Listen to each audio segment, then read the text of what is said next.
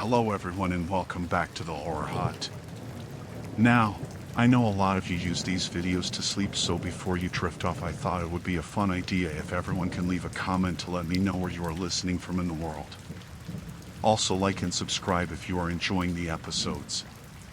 Right, let's get comfy and relax and let's begin. I worked the night shift at a small pharmacy near the edge of town. It was usually quiet, just me, the shelves lined with products, and the soft hum of the fluorescent lights above. I preferred it that way. There was a certain peace in the stillness of the night, broken only by the occasional customer. One evening, a man walked in. He was tall, with dark hair that looked unkempt. He wore a worn-out jacket and seemed to shuffle rather than walk. I greeted him with the usual smile, but he did not return it.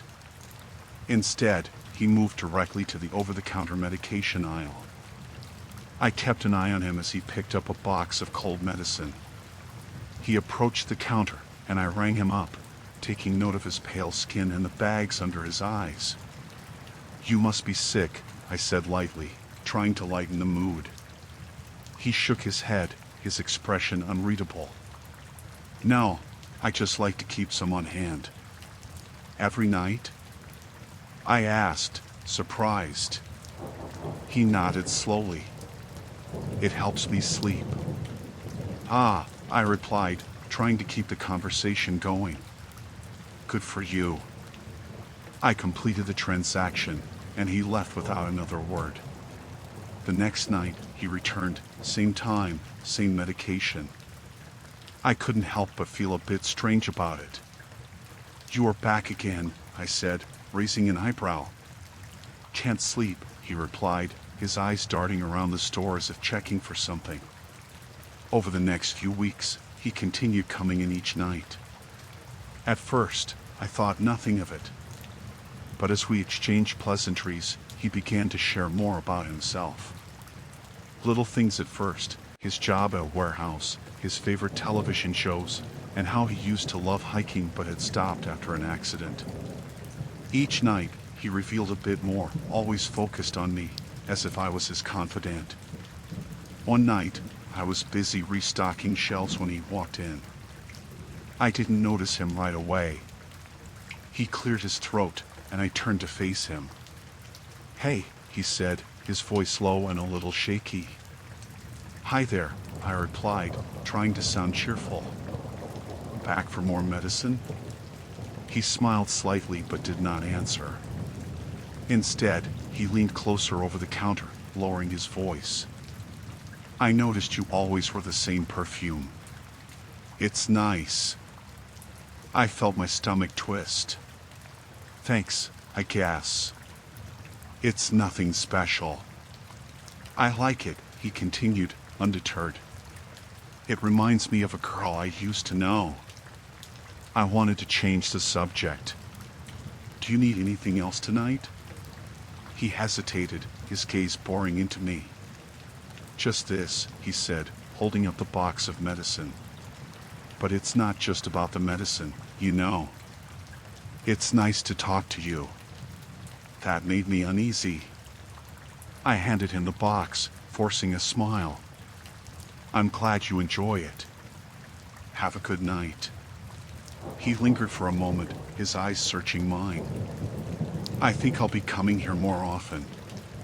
You make the nights feel less lonely." I watched him leave, the door chiming softly behind him. I could not shake off the feeling that something was off about him.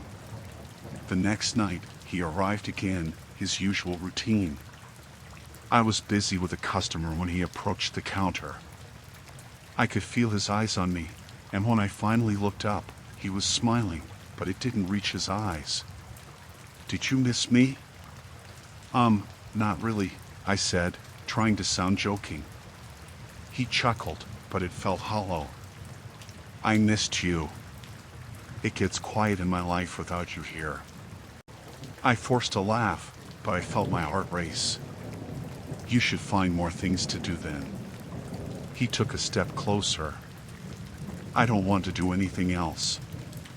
You are all I need to feel normal. I tried to brush it off as a joke, but his intensity made me uncomfortable. You are being a bit strange, I said, hoping to lighten the mood. He frowned. I just want you to understand me. I think I should go get the manager, I said, backing away slightly. He held up his hands as if in surrender. No, don't do that. I just want to talk. About what? I asked, trying to keep my voice steady. He leaned in closer, lowering his voice. About how you are different from everyone else. You care. That comment sent chills down my spine. I care about my job. I need to do it well. I know you do, he replied, his tone now almost conspiratorial. That's what makes you special. I rang up his purchase, and as he paid, I could not help but notice how his fingers lingered on the counter, brushing against my hand. I pulled away quickly. Thank you, have a good night, I said, forcing the words out. He stepped back, a glint of something dark in his eyes. You don't have to be afraid of me. I just want to be your friend. I have enough friends, I said, my voice firm. He smiled, but it was more of a grimace. You don't know what you're missing. I felt a rush of panic as he left the store, his eyes still fixed on me until the door closed behind him. I knew I had to do something. This was not normal, and I was beginning to feel like he was stalking me. The following night, I told my manager about the man. She listened but seemed unconcerned. He is just a regular customer, she said. If he bothers you, just tell him to leave. That night, I resolved to confront him if he returned.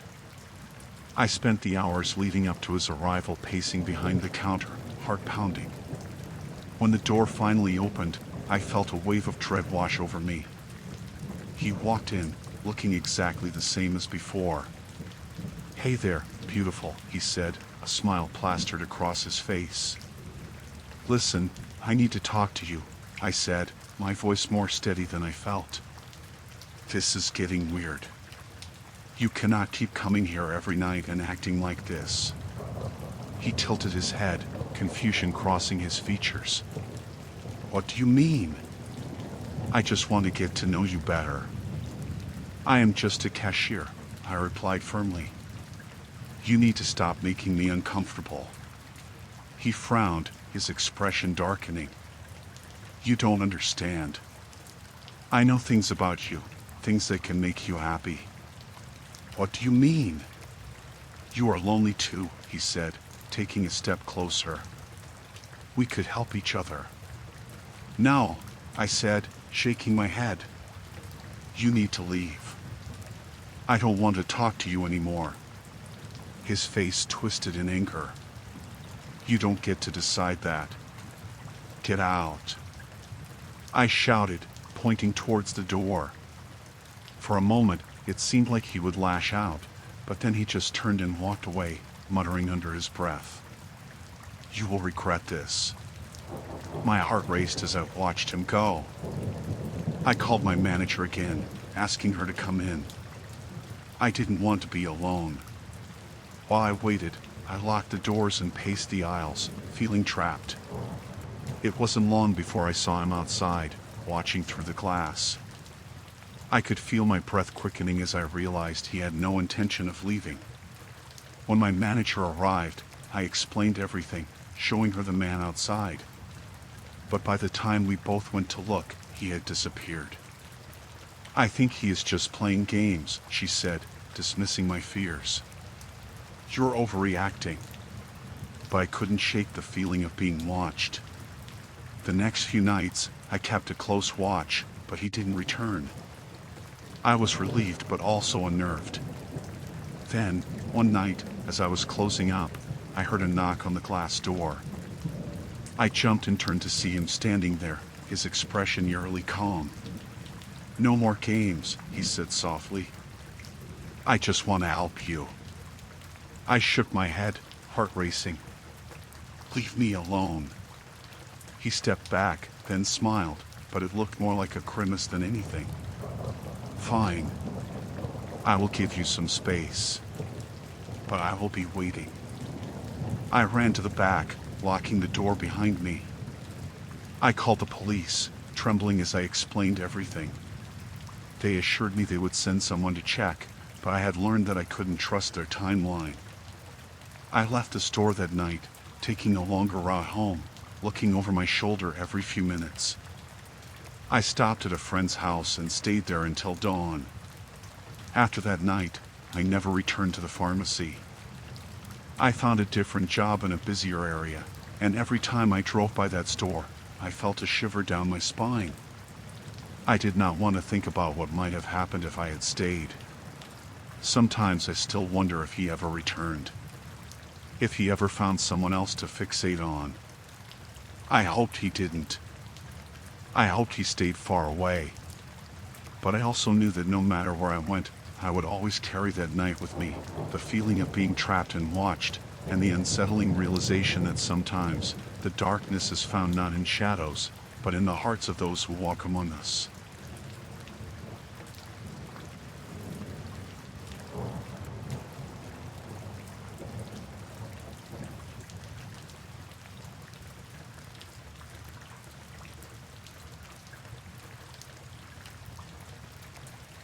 I had always wanted to visit Lassen Volcanic National Park. I had heard stories of its beauty and unique features, especially the boiling springs and the fumaroles. After weeks of planning, I finally set off for a weekend camping trip, eager to immerse myself in the natural world. I arrived in the early afternoon, excited to find a good camping spot. The park was not too crowded, which made it all the more appealing. After setting up my tent near a volcanic vent, I spent the day exploring. I walked along the trails, taking pictures of the bubbling springs and the smoke rising from the ground. It was surreal, like being in another world. As the sun began to set, I cooked a simple meal over my camp stove, enjoying the warm colors painting the sky. I could hear the distant sound of the wind whispering through the trees. As night fell, the temperature dropped, and I crawled into my tent, feeling cozy and safe. I planned to read for a while before sleeping, but soon I began to hear something outside. At first, it was just the sounds of nature, leaves rustling, the occasional snap of a twig. Then I thought I heard whispers. It was so faint that I could not make out any words, but it felt like someone was speaking just outside my tent. I froze, holding my breath, straining to listen. The whispers continued, soft and unintelligible, but they seemed to get closer. I wanted to believe it was just my imagination playing tricks on me, the sounds of the night amplifying my fears. I told myself to relax, but the whispers grew louder, almost like they were trying to convey a message. I gripped my flashlight tightly, heart pounding in my chest. I finally decided to call out. "Hello? Is someone there?" My voice sounded weak and small in the darkness. The whispers stopped instantly. I held my breath, waiting for a response, but the only sound was the rustling of the leaves. After what felt like an eternity, I convinced myself it was nothing. Maybe it was the wind or an animal. I turned off my flashlight and tried to calm my racing heart. I lay there for what felt like hours, too anxious to sleep but too exhausted to stay awake. Eventually, I drifted off, my mind filled with uneasy dreams. The next morning, sunlight flooded my tent, and I awoke feeling groggy and disoriented. The events of the night before felt surreal. I crawled out of my sleeping bag, stretched, and decided to investigate. I wanted to see if there were any signs of what might have been outside my tent. I stepped out into the bright morning light and immediately noticed something strange. There were footprints all around my tent, circling it in a tight pattern. They were not from my shoes. They were larger and appeared to be made by bare feet. The prints were deep and left clear impressions in the soft ground. I felt a chill run down my spine. I followed the trail of footprints with my eyes. They circled the tent, all pointing inward, as if someone had been walking around, watching me while I slept. My stomach twisted into knots. Who had been there last night? Why had they not entered the tent? I knelt down, studying the prints. They were not only circling my tent but were unusually close. Whoever it was, they had been watching me for quite a while. I quickly glanced around, hoping to see anything that would make this feel less sinister. I called out, hoping that someone else was nearby, but all I heard was the quiet of the forest. Feeling the urge to leave, I packed my gear quickly. My hands trembled as I rolled up my sleeping bag and stuffed my things into my backpack. I looked back at the footprints one last time. They did not lead away from my tent but stopped abruptly, like the person had simply vanished. I hurriedly zipped up my tent and headed for my car, my heart racing. I tried to shake off the feeling of dread that clung to me, but I could not ignore the sense of being watched. As I walked, I scanned the area, looking for any signs of life, but it felt eerily deserted. Once I reached my car, I threw my backpack in the back seat and locked the doors. I started the engine, wanting to put as much distance between myself and that campsite as possible. The whole experience felt surreal, like something out of a nightmare. I drove away, glancing in the rearview mirror, half expecting to see someone standing there, watching me leave. As I pulled out of the park and onto the highway, I took a deep breath. I tried to convince myself it was all just a weird experience, that I had let my imagination get the best of me. But deep down, I knew something was off. I would never forget the feeling of being watched or the chilling sight of those footprints circling my tent. The park, which had promised beauty and serenity, became a place of fear for me. I vowed never to camp alone again, knowing that the wilderness can hold mysteries that are far from comforting.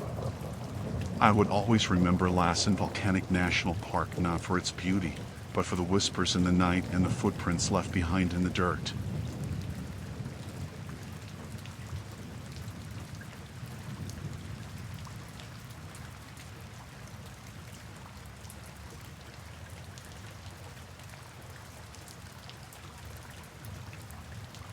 I want to share something that happened to me last summer while I was camping at Point Reyes National Seashore. I had been looking forward to this trip for weeks. I wanted to disconnect from the world, breathe the fresh sea air, and listen to the waves crashing against the shore. I found a lovely spot to pitch my tent, just a short walk from the beach, where I could fall asleep to the sound of the ocean. The first couple of nights were peaceful. I sat by the fire, watched the stars, and enjoyed my solitude. I thought I had made the perfect choice coming here. But on the third night, things took a strange turn. It was around midnight when I first heard it. At first, it sounded like the wind playing tricks, but then I realized it was whispering. I sat up in my sleeping bag, straining to listen. The voices were soft, barely audible, like they were just out of reach. I convinced myself it was just my imagination, or maybe the sound of the waves mixing with the wind. I told myself it was nothing. The next night, I heard it again. I sat up, heart racing, and listened closely. The whispering seemed to come from different directions, like it was surrounding my campsite. I felt a chill run down my spine. It was too late to leave, so I wrapped myself in my sleeping bag and tried to convince myself I was safe. But I could not shake the feeling of unease. I told myself it was probably just some other campers nearby, making noise. I tried to ignore it and fell asleep eventually, but I woke up multiple times throughout the night, feeling like someone was watching me. The third night, I decided I needed to find out what was going on. I stayed up late, waiting for the whispering to return. I had a flashlight ready, and as the hours passed, I began to doubt my decision. The moon was bright, casting shadows that danced in the trees around me. Just after midnight, the whispers came back. I gathered my courage and stepped outside my tent, flashlight in hand. I shone the light around, but I saw nothing. The beach was quiet except for the sound of the waves. I listened hard, trying to pinpoint the source of the voices. They were faint, but they felt close. I followed the sound down to the beach, feeling a mix of fear and determination. The whispers faded as I got closer, but I could still hear them, muffled like a conversation just out of earshot. I felt drawn to the sound, almost like it was calling me. Then, I saw something in the sand. Footprints. They looked fresh. There were several small prints leading away from my campsite, disappearing into the brush along the path. My heart raced as I followed them, each step making me feel more uneasy. I continued down the path, the whispers growing quieter until they vanished completely. I found myself at a hidden area, a small cove that was not visible from the main trail. It was secluded, and the air felt heavy. I shined my flashlight around and froze when I saw what lay before me. Scattered across the ground were personal items, a worn backpack, a pair of sunglasses, and a jacket that looked like it had been left behind in a hurry. I felt sick to my stomach. The backpack was unzipped, and I could see clothes spilling out, as if someone had just abandoned it. I picked up one of the sunglasses, and that is when I noticed something strange. There was a name written inside the case, and it was a name I recognized. I had seen it on the park's bulletin board. A woman had gone missing a few weeks ago. The whispers that had disturbed my night suddenly made sense, and fear gripped me. I took a few steps back, feeling a rush of panic. I wanted to get out of there, but I could not turn my back on the items. They belonged to someone who had vanished, and I realized I was standing in a place that felt wrong. I could almost feel the weight of their absence pressing down on me. I hurried back along the path, my heart pounding in my chest. I thought I heard footsteps behind me, but when I turned, I saw nothing. I reached my campsite and quickly zipped up my tent. I sat there, my flashlight in hand, listening to the silence around me. I stayed awake for the rest of the night, jumping at every noise. I felt like I was on high alert, convinced someone was out there. I listened carefully, expecting the whispers to return, but all I heard was the sound of the ocean and the wind rustling through the trees. As dawn broke, I knew I had to leave. I packed my gear quickly, my hands shaking. I kept glancing over my shoulder, feeling as if someone was watching me, waiting for me to make a mistake. I drove out of the park, not stopping until I reached the nearest town. When I got home, I reported the missing woman and the items I had found to the authorities. I hoped they could make sense of it all. I wanted to forget the trip, but the memory of that night still haunts me. The whispers, the footprints, the feeling of being watched. I never went back to Point Reyes. The beauty of the park turned into a nightmare, a reminder that nature can hide dark secrets. I still wonder what happened to that woman and if anyone ever found her.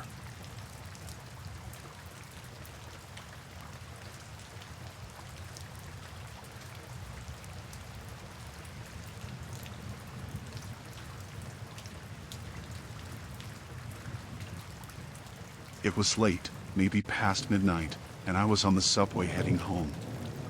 The station was nearly empty when I boarded, just a few people scattered here and there, heads down, probably as tired as I was. I found a seat near the middle of the car, leaned back, and let out a long breath. I'd worked a double shift and was so drained I barely noticed anyone else around me.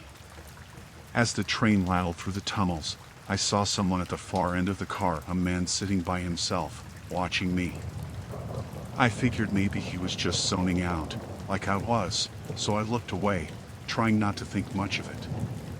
But a few minutes later, I glanced up and saw he was still looking right at me, not moving, not blinking, just staring. It was uncomfortable, but I tried to ignore him. People get weird on public transport sometimes. I thought maybe he'd get off soon or lose interest. But as the train pulled into the next station and a few people got off, I noticed he stayed put, his eyes still fixed on me. I tried looking down, messing with my phone, acting like I didn't see him. After a few more stops, the feeling got worse. I looked up again, thinking he might have looked away by now, but he was still staring, completely still, just his eyes locked on me from across the car. It didn't feel normal. It wasn't a casual look either, it was like he was studying me, waiting. I felt a tightness in my chest and made a quick decision to change cars. It wasn't my stop yet, but I didn't care. I stood up, kept my head down, and moved through the door to the next car. The car I moved to was emptier. A couple of seats down, an older woman was dozing off, her head bobbing with the movements of the train. I felt a bit of relief seeing her there. I found a seat near the front and sat down, trying to shake off the uncomfortable feeling that had crawled under my skin. But not 2 minutes later, I felt it, the prickling sensation of being watched. I glanced back, and there he was, standing at the door, having just entered the car. He didn't sit down, he just stayed near the door, gripping one of the poles and looking at me. He had this strange smile, like he knew something I didn't, like he was enjoying how uncomfortable he was making me. I told myself it was just some creep, maybe someone looking for attention, and then I'd get off at the next station and be done with it. But every time I thought about his eyes, my skin crawled. I had another 2 stops to go until my usual station, and part of me wanted to stay on until then, just out of habit. But something in my gut told me that waiting wasn't a good idea. So, as soon as we reached the next stop, I got up quickly and walked to the door, hoping he'd just let me go. I stepped onto the platform, pretending like I was heading for the exit, and waited until the doors were about to close, thinking I'd hop back on the train at the last second to lose him. But right as I stepped back toward the doors, he was there, standing just a few feet away, smiling at me in this strange way, like he knew exactly what I was doing. My stomach dropped. I froze, standing there as he just looked at me, waiting. The doors closed before I could make a move, and the train pulled away, leaving us both on the platform. I looked around, but the platform was empty. It was just the 2 of us, standing there. I started walking, hoping he'd stay behind, but I could hear his footsteps following me, slow and steady, not hurrying, like he knew I wasn't going anywhere. I thought about running, but the stairs to the exit felt miles away. At the end of the platform was another set of stairs leading down to a connecting tunnel. I didn't know where it went, but I took it anyway, just wanting to get away from him. I walked quickly, my steps echoing in the empty tunnel, hoping he'd stop following, that he'd give up. But his footsteps followed me, steady, never getting closer, but never falling behind. The tunnel twisted and turned, and I realized I was completely alone, the only light coming from the dim, flickering bulb space too far apart. I could hear him behind me, just out of sight, but close enough that I knew he was still there. My heart was pounding so hard I could barely hear anything else. I tried to move faster, hoping there'd be an exit soon, but the tunnel seemed to stretch on forever.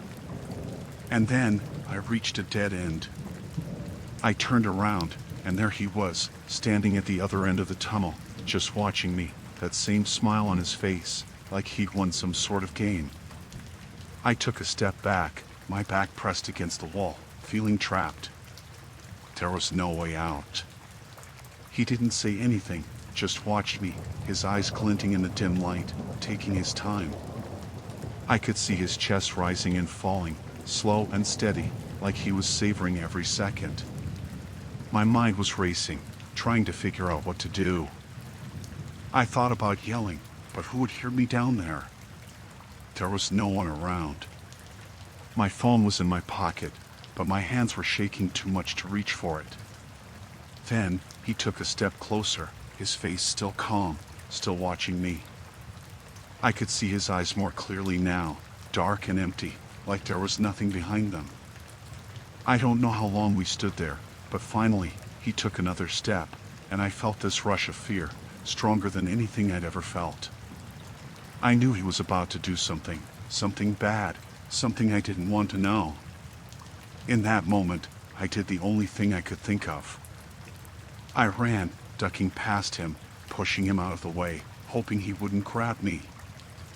I ran back through the tunnel, not looking back, just running as fast as I could, my breath coming in short gasps, my heart pounding so loud it hurt. When I reached the platform again, I looked back, expecting him to be right behind me, but he wasn't there. The tunnel was empty, just this long, dark stretch leading to nowhere. I waited, listening, but there was nothing, no footsteps, no sound at all. I didn't know where he'd gone, but I wasn't going to stick around to find out. As soon as the next train came, I got on, my legs shaking, my mind still racing, unable to shake that feeling of his eyes on me. That strange smile burned into my memory.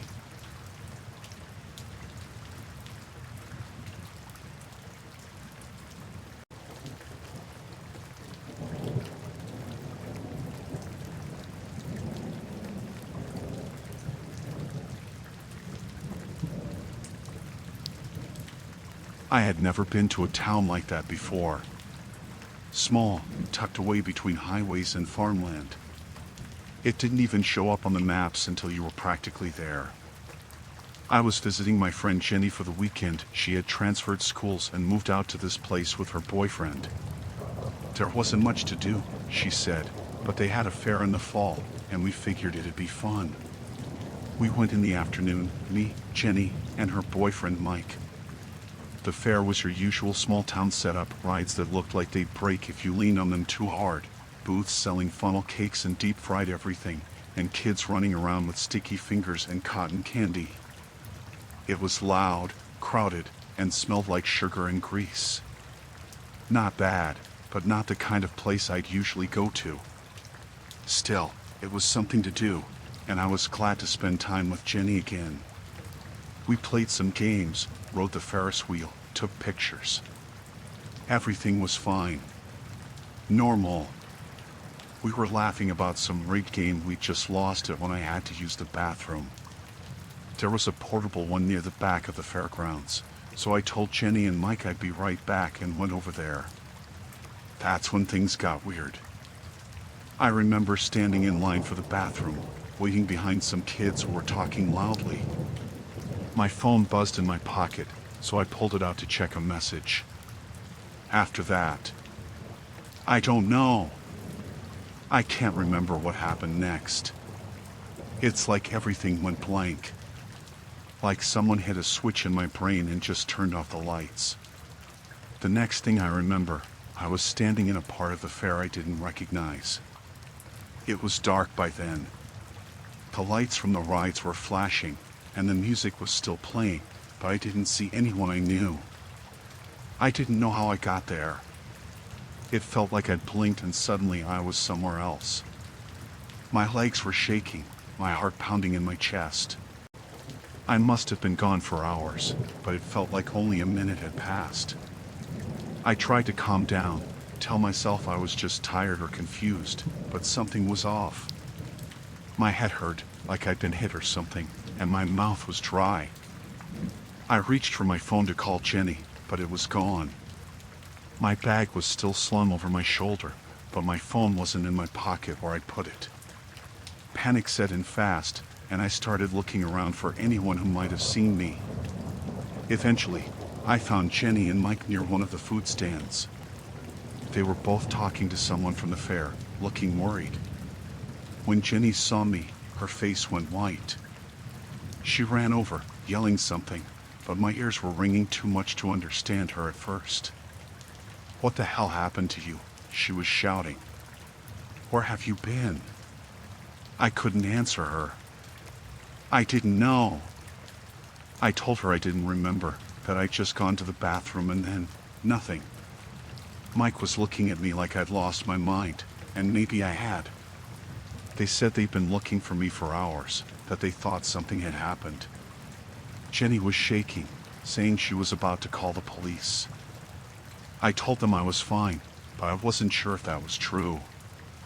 We left the fair pretty quick after that.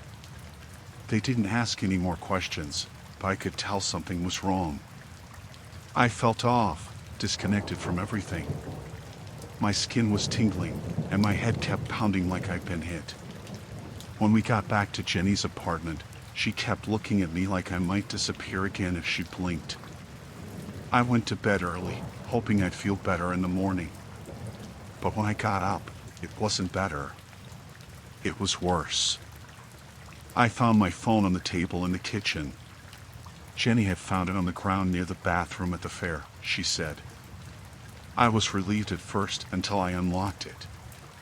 There were videos on my phone that I didn't take. The first one was shaky, like whoever was holding it didn't know how to keep their hand steady. It showed me walking down a dark street, but not at the fair. This was somewhere else. I didn't recognize the road or the buildings. There were no cars, no lights, just the sound of my footsteps on gravel. I didn't seem to notice the camera, didn't look at it at all. Just kept walking, like I didn't know I was being filmed. The next video was worse. I was sitting on a bench, still in that strange place, staring straight ahead. My face looked blank, like I was there but not really there. My eyes were open, but I wasn't blinking. The camera got closer to my face, but I didn't react.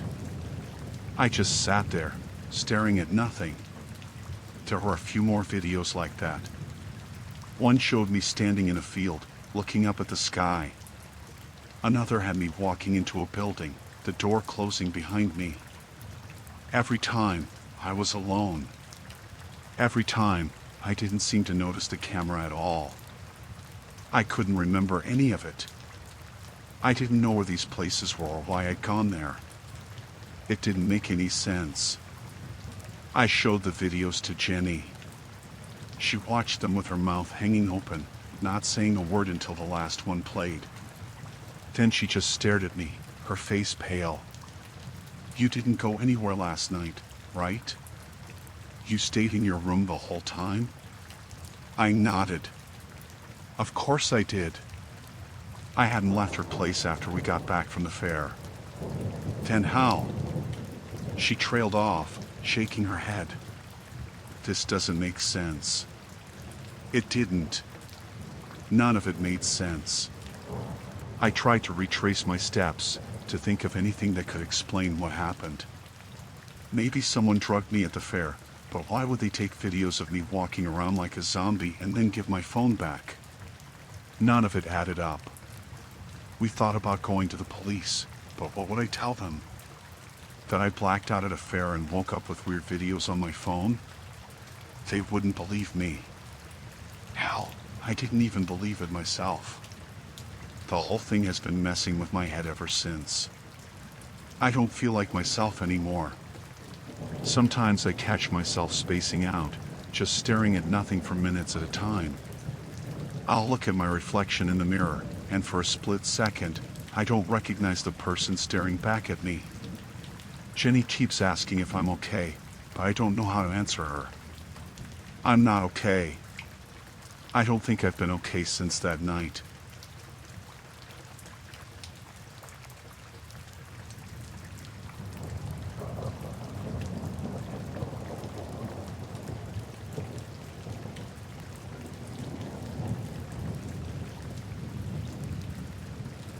I didn't think much of it at first.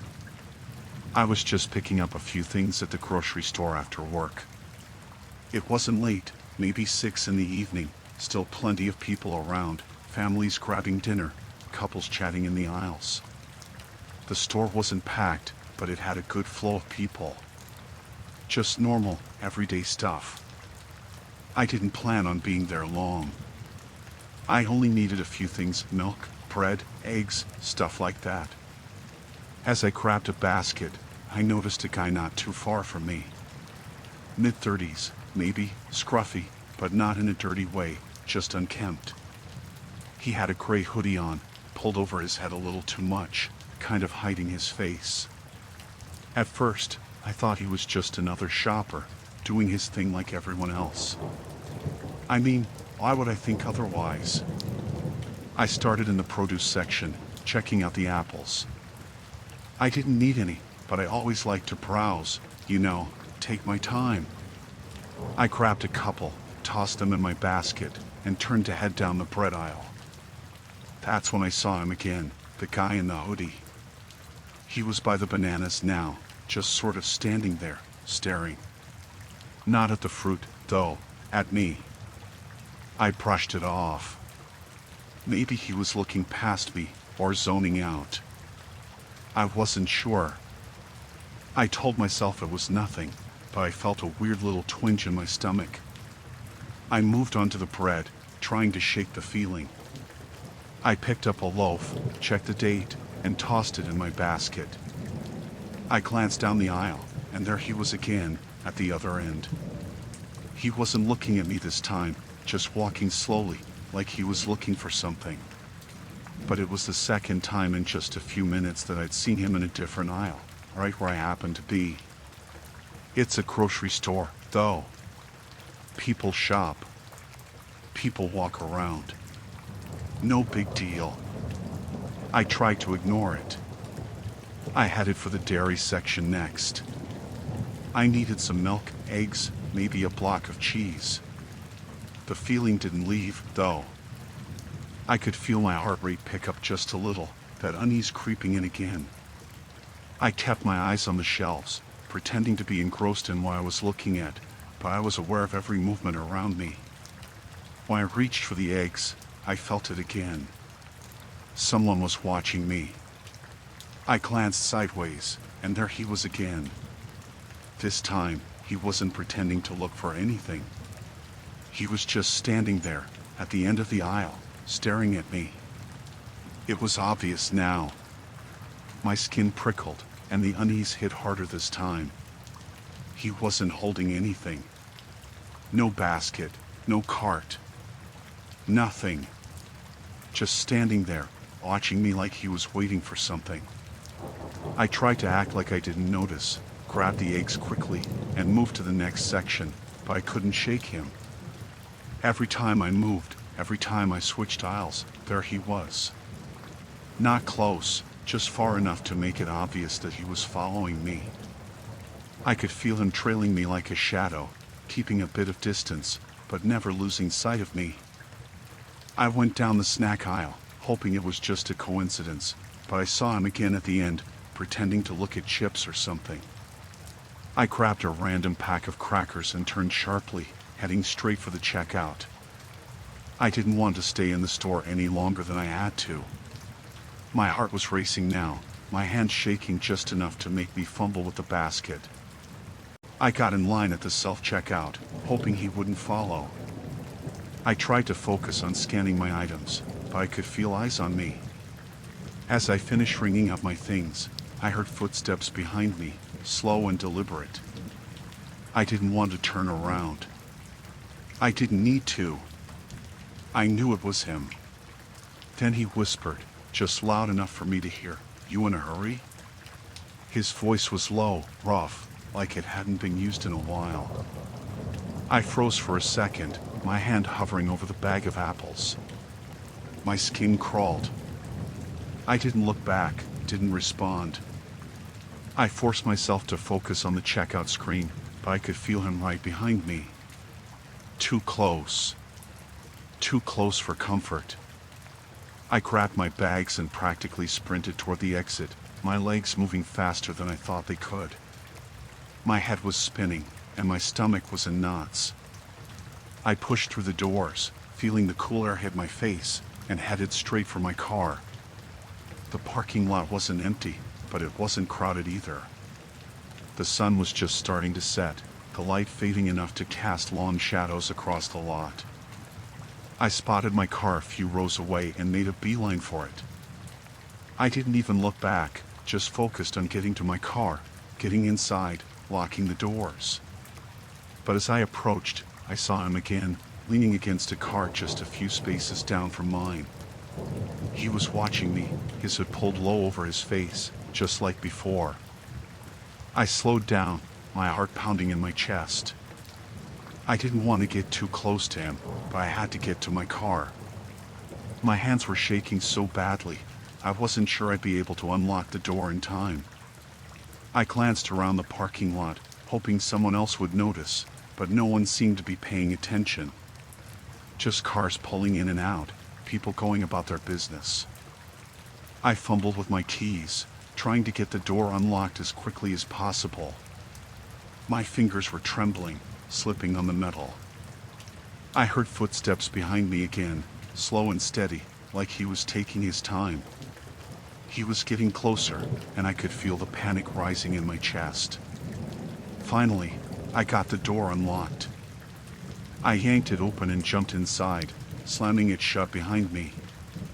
My hands were shaking so badly, I could barely get the key into the ignition, but I managed. The engine roared to life, and I locked the doors, my breath coming in short, panic bursts. I glanced up, and he was standing there, just a few feet away, staring at me through the windshield. His hood was still pulled low, his face mostly hidden, but I could see his eyes. They were fixed on me, unblinking. He didn't move, didn't say anything. Just stood there, watching me like he was waiting for something. I threw the car into reverse and backed out of the space as fast as I could, my tires screeching against the pavement. I didn't care if I hit something, I just needed to get out of there. As I pulled out of the lot, I glanced in the rearview mirror, and he was still standing there, watching me drive away. I didn't stop driving until I was halfway across town. I kept checking my mirrors, half expecting to see him following me, but there was no sign of him. My heart was still racing, my hands shaking on the steering wheel. I don't know who he was, or what he wanted, but I've never felt fear like that before. That kind of fear that makes your skin crawl, that makes every instinct in your body scream at you to run, to get away. I don't know what would have happened if I hadn't left when I did. I haven't been back to that grocery store since. I don't think I ever will.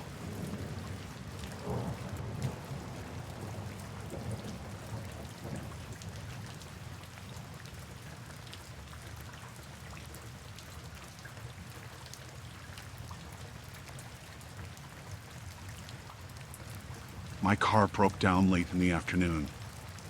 I was about halfway through my road trip, somewhere in a town I didn't even catch the name of. I'd been driving for hours, and the engine started making a knocking sound. I thought it was the kind of thing I could push through, just get to the next city or even a rest area, but after another few miles, it just died completely.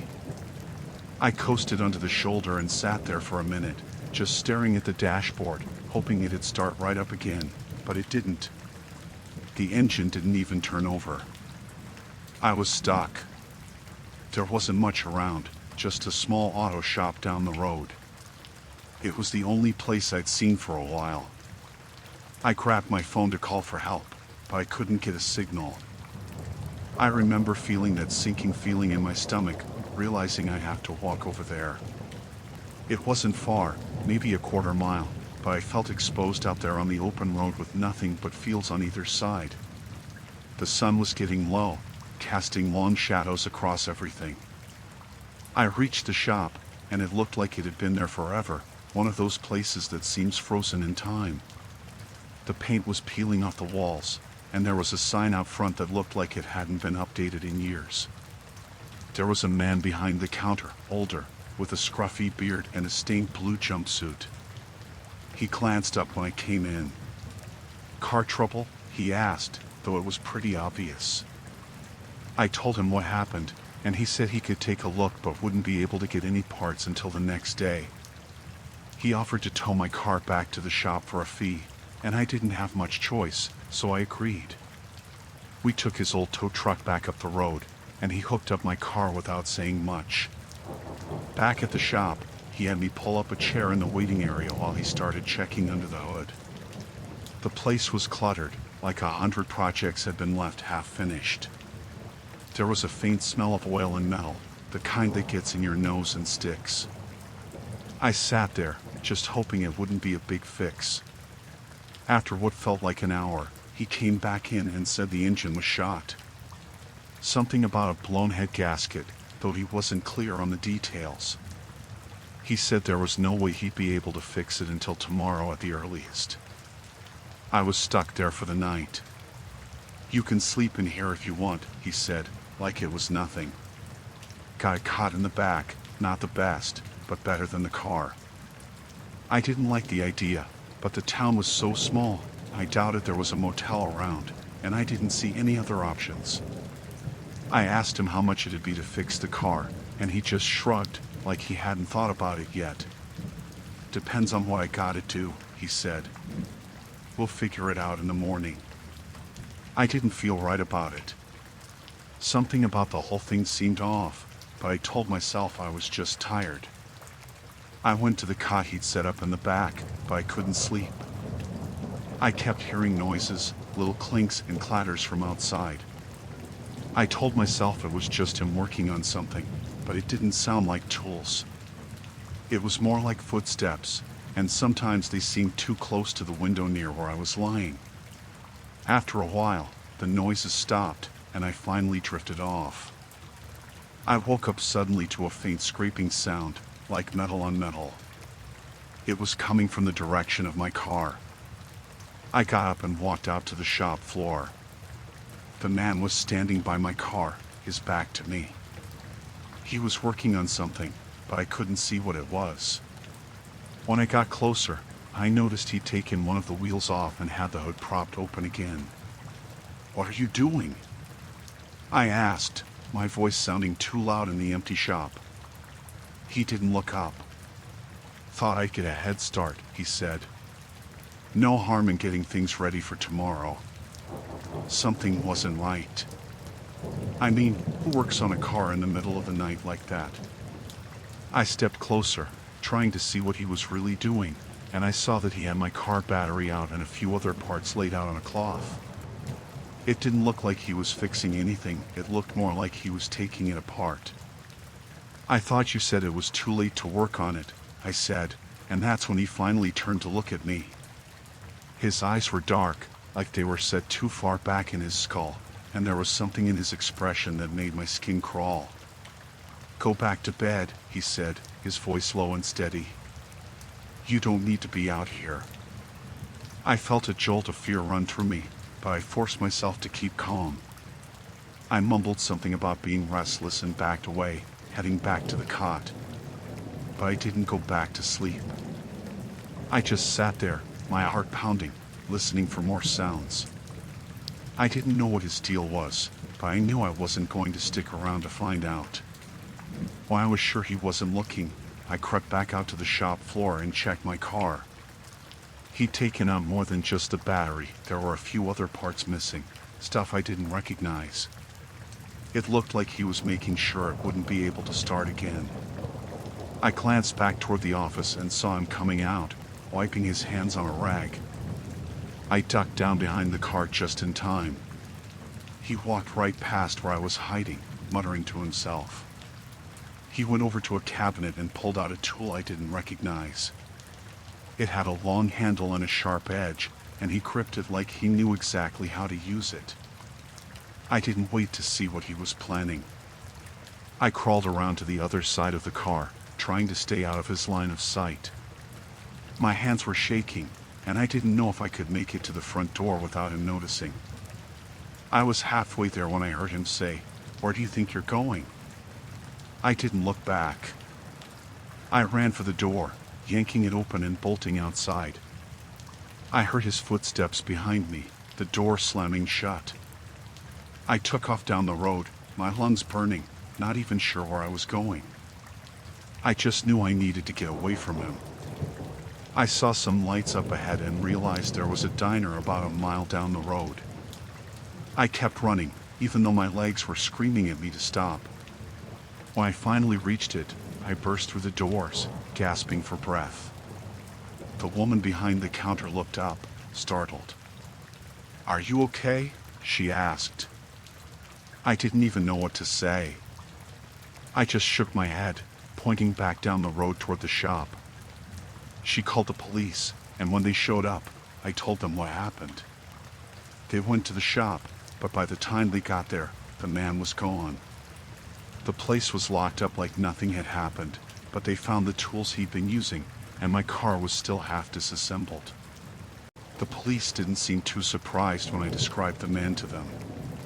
They said he'd been a problem before, though they didn't go into details.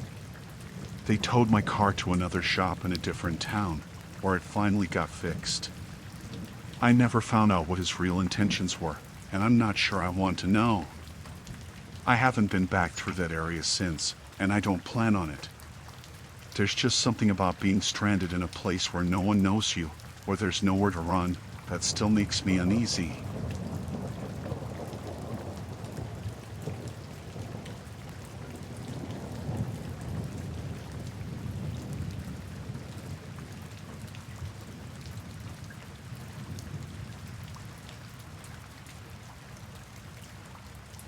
I was driving back home after visiting my parents. It wasn't supposed to take that long, but I'd underestimated how much gas I had left. I wasn't anywhere near a highway, just driving through a bunch of back roads, and when I saw that gas light flicker on, I knew I'd better stop somewhere before I ended up stranded. I'd passed a few small towns along the way, so I figured I'd find something soon. Sure enough, about 5 minutes later, I saw a small gas station up ahead. It wasn't much, just 2 pumps in a tiny building with a flickering neon sign that said open. The place looked old, run down, but I didn't have a choice. I pulled in, parked next to one of the pumps, and got out of the car. There was no one else around. The air was still, and the place seemed too quiet for a gas station. I filled up my tank as quickly as I could, keeping an eye on the dark windows of the little building. I didn't like it there. I don't know why, but the whole place made me feel off. When I finished, I realized I needed to go inside to pay. There was no card reader at the pump. Just my luck. I took a deep breath and walked toward the building. The glass door squeaked as I pulled it open, and I stepped inside. The first thing that hit me was the smell, like old cigarettes and something else, something metallic. The second thing was the guy behind the counter. He was staring at me before I even made it all the way in. He was tall, with greasy hair and a yellowing t-shirt that clung to him like it hadn't been washed in days. His eyes were too wide, like he didn't blink enough. He didn't say anything as I walked up to the counter, just watched me the whole way. "I'm just paying for the gas," I said, trying to keep my voice steady. He nodded, but he didn't take his eyes off me. "Where are you headed?" His voice was low, rough, like he smoked a pack a day. I didn't want to get into a conversation. "Just driving home." "Long drive, huh?" He smiled, but it didn't reach his eyes. "Not a lot of people come through here this late." I shrugged, handing him my card.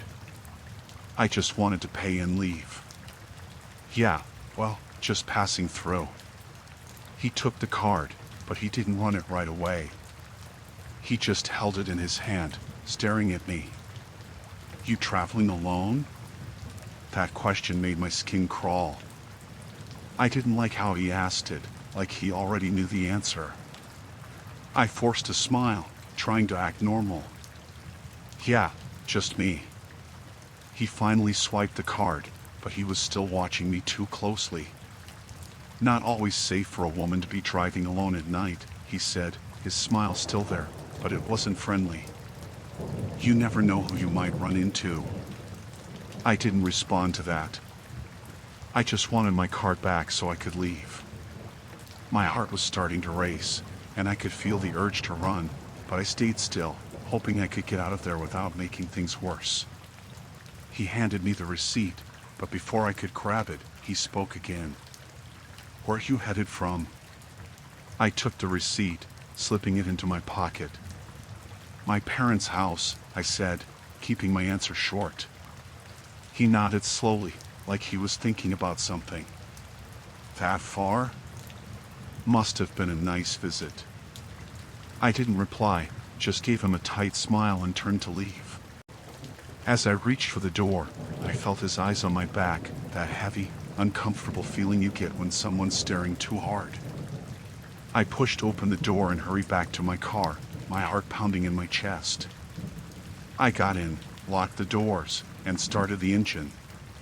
As I pulled out of the gas station, I glanced in my rearview mirror and saw him standing in the doorway, watching me. His smile was gone, replaced by this blank, unsettling look. I drove down the road, trying to shake off the feeling of unease, telling myself I was just being paranoid. But after a few minutes, I checked the mirror again, and that's when I saw the headlights behind me. At first, I thought it was just another car, someone else traveling through the area. But as I kept driving, the car stayed behind me, too close. Every turn I made, every bend in the road, it followed. My stomach dropped when I realized it was him. It had to be. The gas station was the only thing out there, and I hadn't passed any other cars. I tried to stay calm, telling myself he was just driving the same route, that it was a coincidence. But the longer it went on, the harder it was to believe that. He was following me. I was sure of it. I sped up a little, hoping he'd back off, but he didn't. He stayed right on my tail, so close that his headlights filled my car with light. My hands were shaking on the steering wheel, and I started looking for a way out.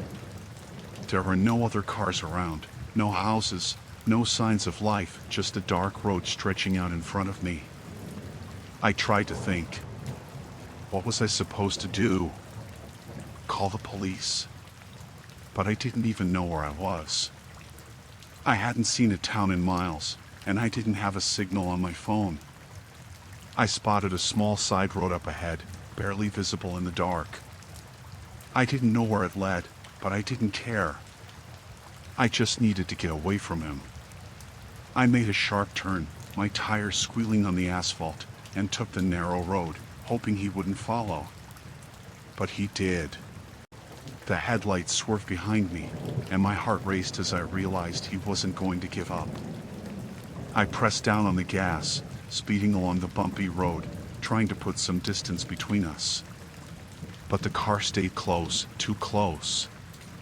I didn't know what to do. I couldn't keep driving forever, and there was nowhere to go.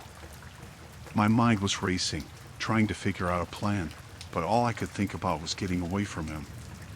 The road started to curve, and up ahead, I saw a sharp bend. I slowed down just enough to take the turn, but he didn't. His car skidded, the tires screeching as he lost control. For a split second, I saw his headlights swing wildly, and then there was a loud crash as his car slammed into the trees. I didn't stop. I didn't look back. I just kept driving, my heart pounding, my hands gripping the wheel so hard they hurt. I didn't know if he was hurt or if he'd come after me again, but I wasn't taking any chances. Eventually, I found my way back to the main road. I drove for miles, not stopping, not slowing down, until I finally reached a small town with a 24-hour diner. I pulled into the parking lot, my hands still shaking as I parked the car. I sat there for a long time, trying to calm down, trying to make sense of what had just happened.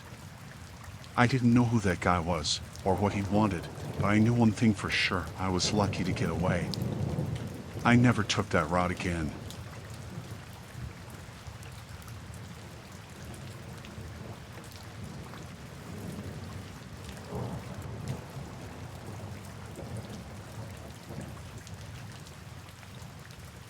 I used to do my laundry at the 24-hour laundromat a couple blocks from my apartment. It was old, small, and pretty run down, but it was the only place close by that didn't charge a fortune. I always went late at night since I didn't like the crowds, and honestly, I thought it would be safer. I didn't expect anyone to be around at that hour, maybe just the occasional person passing through. That night was quiet. The only sounds were the low hum of the machines and the clinking of coins as I loaded them in. The fluorescent lights buzzed above, casting this dim, cold light across the whole place. I kept my head down, folding clothes while I waited for the dryer to finish. I didn't pay much attention to anything around me at first. Then I noticed him. I glanced up, and there he was, standing outside, just beyond the glass doors. He was just staring right through the glass, watching me like he was studying something. His eyes didn't move, his gaze was fixed straight on me, not looking at anything else. It was unsettling, but I tried to tell myself he was just waiting for someone or maybe taking a break if he worked nearby. I tried to ignore it. I went back to folding, keeping my head down, focusing on the shirts in front of me. But I could feel him watching. Every time I looked up, he hadn't moved. He was still there, just standing, with this strange blank look on his face. I tried to brush it off. Told myself it was nothing. A few minutes went by, and I thought he might have left, but then I looked up, and he was gone. I felt a wave of relief. Maybe I was just making a big deal out of nothing. I let myself relax, focusing on the warmth coming from the dryer as I took out my clothes. But then, just as I was about to finish, I heard the sound of the door creaking open. I looked up, and there he was, stepping inside the laundromat. He didn't say anything. He just stood near the door, looking around, almost like he was pretending to be interested in the machines. He didn't have any laundry with him, didn't look like he was here for that at all. I kept my head down, telling myself to just ignore him, that he'd leave once he saw I wasn't paying attention. But he started walking over, slow, taking these soft steps that barely made any noise. My heart was pounding, but I tried to act normal, pretending I was focused on my laundry. Then he stopped, just a few feet away from me, close enough that I could feel his presence. "You here alone?" he asked, his voice low, almost like a whisper. I didn't answer right away. I thought maybe if I ignored him, he'd get the hint. But he didn't move. He just stood there, waiting, his eyes fixed on me like he could see right through me. I finally forced myself to look up, trying to keep my voice steady as I replied, "I'm just finishing up." He nodded, but he didn't leave. Instead, he took a step closer, still staring. He looked so calm, almost like he was waiting for something, some signal to move. I felt this deep sense of unease settle in, like I needed to get out of there right then. I glanced at the clock, hoping it would be a decent time to call someone, but it was past midnight. No one would be awake.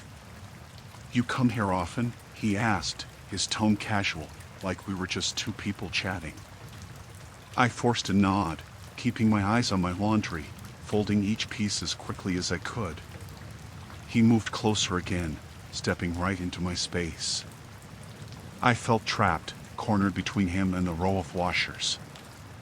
I could feel his eyes on me, every move I made, like he was studying me, waiting for a reaction. He didn't say anything after that.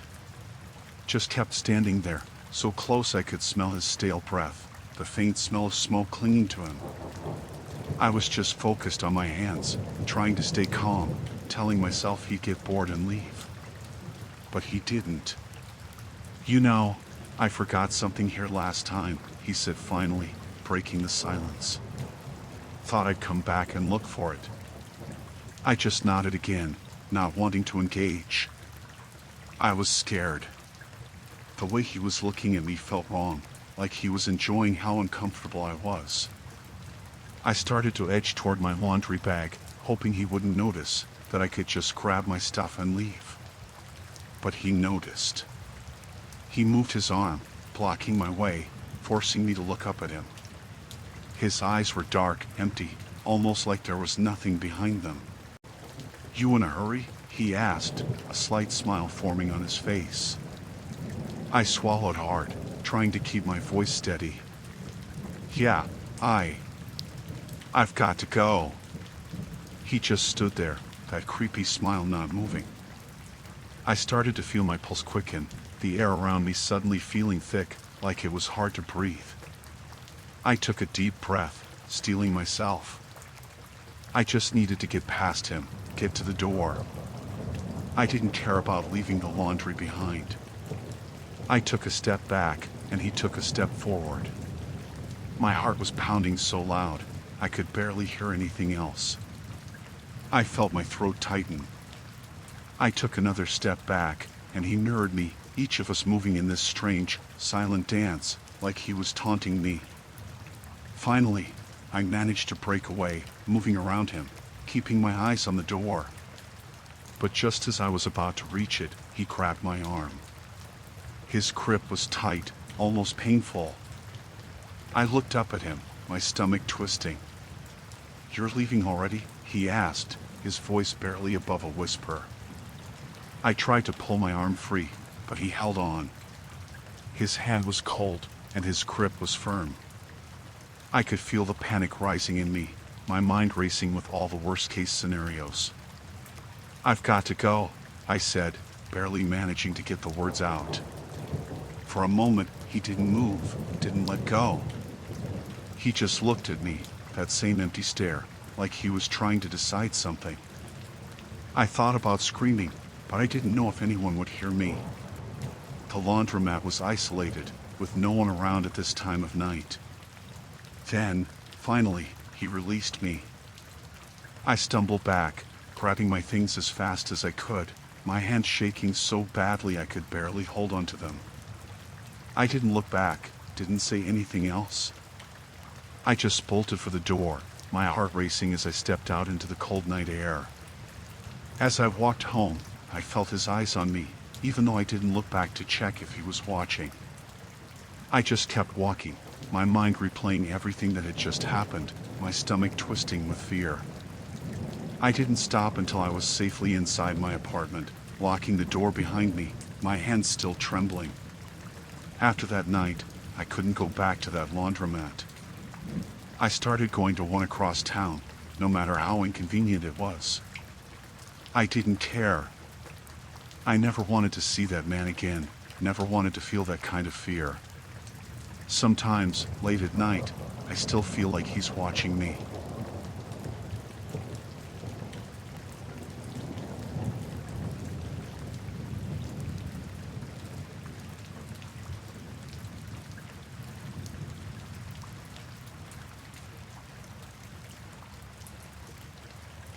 I was out in the woods later than I'd planned, but I tracked a buck that looked too good to pass up. The sun had already gone down, but the moon was enough to keep me from tripping over roots and branches, so I pressed on. There's a quiet out there in the woods at night, almost a kind of peace, and I was used to it. It's what I liked about hunting alone, actually. Just me in the night and whatever's out there. I was crouched near a tree, listening, trying to pick up any sounds. That's when I heard it, the faint sound of voices, not too far off. I figured it was some other hunters, though it seemed odd anyone would be out here this late. But I thought maybe they were camping, or maybe they'd had the same idea as me and stayed up past dark. I was going to ignore it and keep moving, but something about the tone of the voices caught my attention. They weren't talking normally. It sounded tense, almost like they were fighting. I got curious and decided to take a closer look. I knew these woods well enough to be quiet, to move without making much noise, so I crept over, getting close enough to hear what they were saying. There were two men. I couldn't see them yet, just hear them. One of them sounded angry, frustrated, and the other was talking low, trying to calm him down. "You didn't have to do that," the calmer one said, his voice barely above a whisper. "I told you, I didn't have a choice," the angry one shot back. "We wouldn't be in this mess if you just kept your mouth shut." I froze, every instinct telling me to get out of there, but something made me stay, crouched down behind a thick bush, listening. I didn't know what they were talking about, but it was clear it wasn't something I was meant to hear. "You think anyone saw?" the first guy asked, his voice low, but I could still hear the anger in it. "No one was there, all right? Let's just get it done. Then we can move on." The second guy sounded calmer, like he was trying to take control of the situation. There was silence for a moment, and then I heard a sound that made my blood go cold, the snap of a twig, way too close. My first thought was to run, but then I realized the sound hadn't come from me. It was the two men. They were moving. And they were coming closer. I tried to back up, moving slow, careful not to make any noise. But just as I took a step, my foot landed on a dead branch, and it cracked. It wasn't loud, but in the quiet of the woods, it sounded like a gunshot. There was a sudden silence from the two men, and then the angry one spoke up, louder this time. "Did you hear that?" I stopped breathing, hoping they'd brush it off, hoping they'd keep moving. But then the other guy said, "Someone's out here." Panic hit me like a punch to the gut. I was crouched down in the dark, trying to make myself as small as possible, but I could hear them moving now, their footsteps crunching through the leaves. They were getting closer, moving in my direction, and I knew they'd find me if I didn't do something. I thought about standing up, about making a run for it, but I didn't know how fast they were, didn't know if they'd have a gun. So I stayed put, trying to make myself blend in with the shadows, hoping they'd walk right past me. But they didn't. They stopped just a few feet from where I was hiding, close enough that I could hear their breathing. I could see their shapes in the dark now, just barely, two figures standing there, listening. "Who's there?" the angry one called out. He was trying to sound tough, but I could hear the fear in his voice. "Come out now, and we won't hurt you." I knew it was a lie. I could hear it in the way he said it, like he was trying to convince himself as much as he was trying to convince me. I didn't move, didn't breathe, just stayed still, hoping they'd get tired and leave. But then the other guy spoke up, his voice low and cold. "We know you're here. If you come out now, we won't have to make this worse for you." That was all I needed to hear. I knew they weren't going to leave until they found me, and if they found me, I had no idea what they'd do. I shifted, trying to inch away, but the angry one must have heard me. "There," he shouted, and before I knew it, he was charging toward me, crashing through the underbrush like he didn't care about making noise anymore. I bolted, taking off through the trees, my heart pounding so loud I could barely hear anything else. I didn't know where I was going, just knew I had to get away from them. I could hear their footsteps behind me, the angry one cursing, the other one telling him to keep quiet, but they didn't stop. I don't know how long I ran. My legs were burning, my lungs felt like they were on fire, but I didn't stop.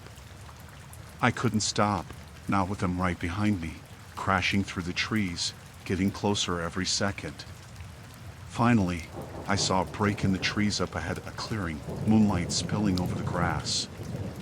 I knew it was risky, stepping out into the open, but I didn't have a choice. I sprinted toward it, hoping they'd lose me in the dark, hoping they'd give up. But as soon as I stepped into the clearing, I realized my mistake. There was no cover, nowhere to hide. I was out in the open, exposed, and I could hear them closing in behind me. I turned, saw their shapes emerging from the trees, and I knew I had seconds, maybe less. I spotted a fallen log near the edge of the clearing and threw myself behind it, pressing myself flat against the ground, trying to blend in with the shadows. They stumbled into the clearing a moment later, the angry one breathing hard, his eyes scanning the area. The other guy was quieter, his gaze sharp, like he was taking in every detail. "Where'd he go?" the angry one demanded, his voice panicked. "You said you saw him." "I did," the other one replied, his voice cold. "He's close. Just keep looking." They started moving around the clearing, their flashlights cutting through the dark, the beams sweeping over the grass, getting closer to where I was hiding. I held my breath, pressing myself as flat as I could, hoping they wouldn't see me. Then, the flashlight beam swept over the log, and for a second, I thought they'd missed me. But then the light swung back, and I knew they'd spotted me. "There," the angry one shouted, and he lunged toward me. I scrambled to my feet, stumbling as I tried to run, but he was faster, his hand grabbing my arm, yanking me back. I twisted, trying to break free, but his grip was like iron. "Let go!" I shouted, panic making my voice shake. The other guy stepped forward, his expression calm, almost bored. "We told you to come out," he said, his tone cold. "Now we have to make sure you don't talk." I didn't know what he meant by that, but I knew it wasn't good. I struggled, kicking and thrashing, and somehow managed to pull free, stumbling backward. The angry one lunged at me again, but I ducked, dodging him, and took off running, not looking back. I don't know how I made it out of those woods. I just ran, pushing through branches, tripping over roots, my lungs burning, my heart pounding. I didn't stop until I could see the lights of a road up ahead, until I knew I was far enough away that they couldn't catch me. When I finally made it back to my truck, I didn't waste a second. I jumped in, locked the doors, and drove, not stopping until I was miles away, safe. I don't know who they were, or what they were doing out there, but I know one thing: I'm never going back to those woods again.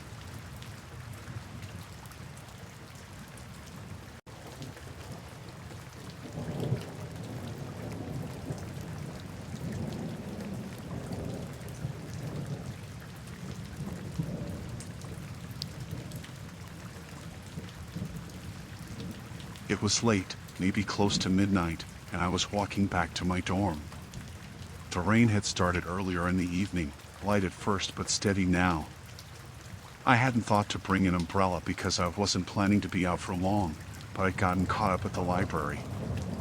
The campus was almost empty, the kind of quiet that made every sound feel louder than it should be. My shoes slapped against the wet pavement, and the rain dripped off my hood, running down my face. I kept my head low, focused on the path ahead. The buildings around me were dark except for a few security lights glowing in the distance.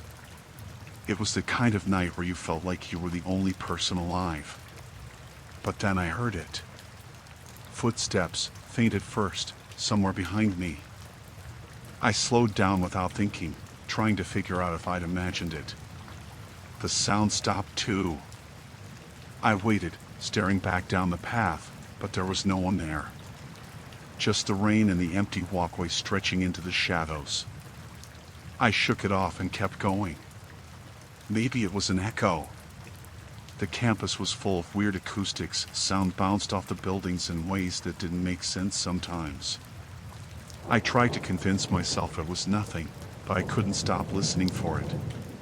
A minute later, the footsteps came back.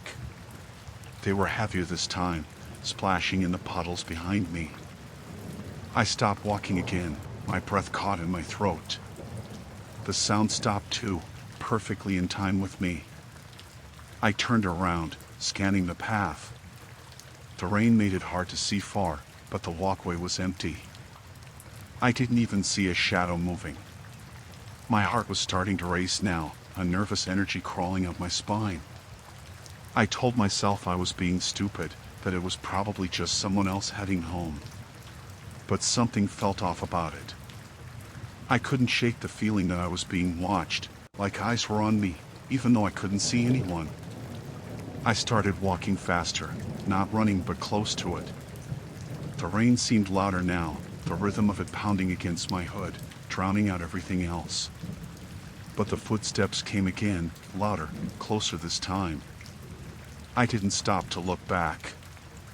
I didn't want to. I cut across the grass, heading toward the dorms. My shoes slipped on the wet ground, and I almost fell, but I kept moving. The sound of footsteps followed me, still keeping that same rhythm, stopping whenever I slowed. When I finally reached the dorm courtyard, I felt a wave of relief. The lights were on, and there was a faint hum from the vending machines near the entrance. It felt safer, less exposed. I stopped under the overhang to catch my breath and listened. Nothing. No footsteps, no movement, just the rain and the buzz of the lights. I turned toward the building, fumbling in my pocket for my key card. That's when I heard a voice. "You shouldn't walk alone at night." I spun around so fast I almost lost my balance. A man was standing at the edge of the courtyard, half hidden by the shadows of the building behind him. He wasn't tall, maybe average height, but his shoulders were broad, and he was wearing a dark jacket with the hood pulled up. I couldn't see his face clearly, but he was staring right at me. "I've been watching out for you," he said, taking a step closer. I didn't say anything at first.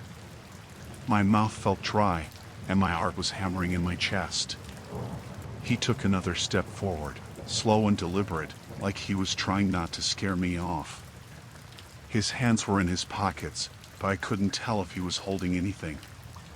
"You looked like you were in a hurry," he said, his tone calm but strange, like he was trying too hard to sound casual. "Thought I'd make sure you got back safe." I tried to think of what to say, but nothing came out.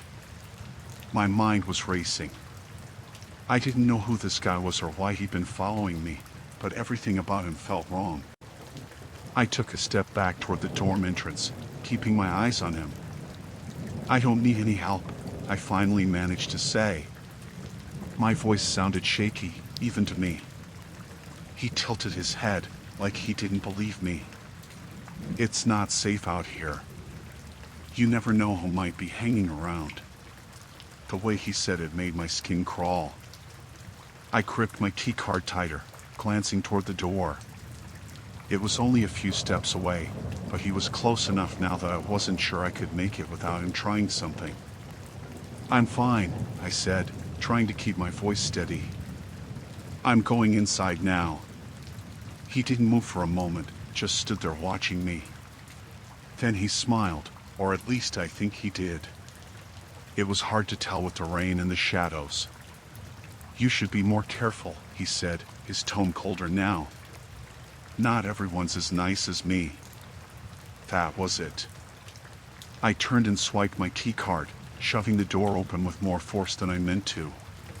The lock clicked behind me as I stepped inside, and I pressed my back against the door, breathing hard. Through the glass, I could see him standing there, still watching me. He didn't move, didn't try to follow me, just stood there in the rain, staring. After what felt like forever, he turned and walked back the way he'd come, disappearing into the shadows. I stayed by the door for a long time, waiting to see if he'd come back. He didn't, but I couldn't shake the feeling that he wasn't far away. That night, I didn't sleep. Every time I closed my eyes, I heard those footsteps, the way they stopped whenever I did. The next day, I told campus security, but they didn't seem too concerned. They said they'd keep an eye out, but I could tell they didn't think it was a big deal. I don't walk alone at night anymore.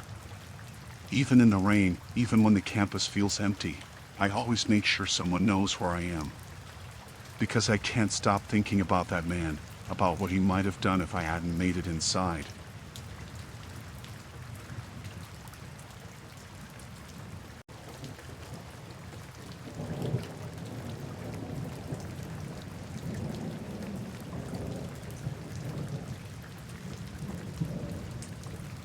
When I moved into the house, I thought I was finally making the right choice. It was a quaint little place tucked away in a quiet neighborhood, just what I needed after a messy breakup and a chaotic few months of life.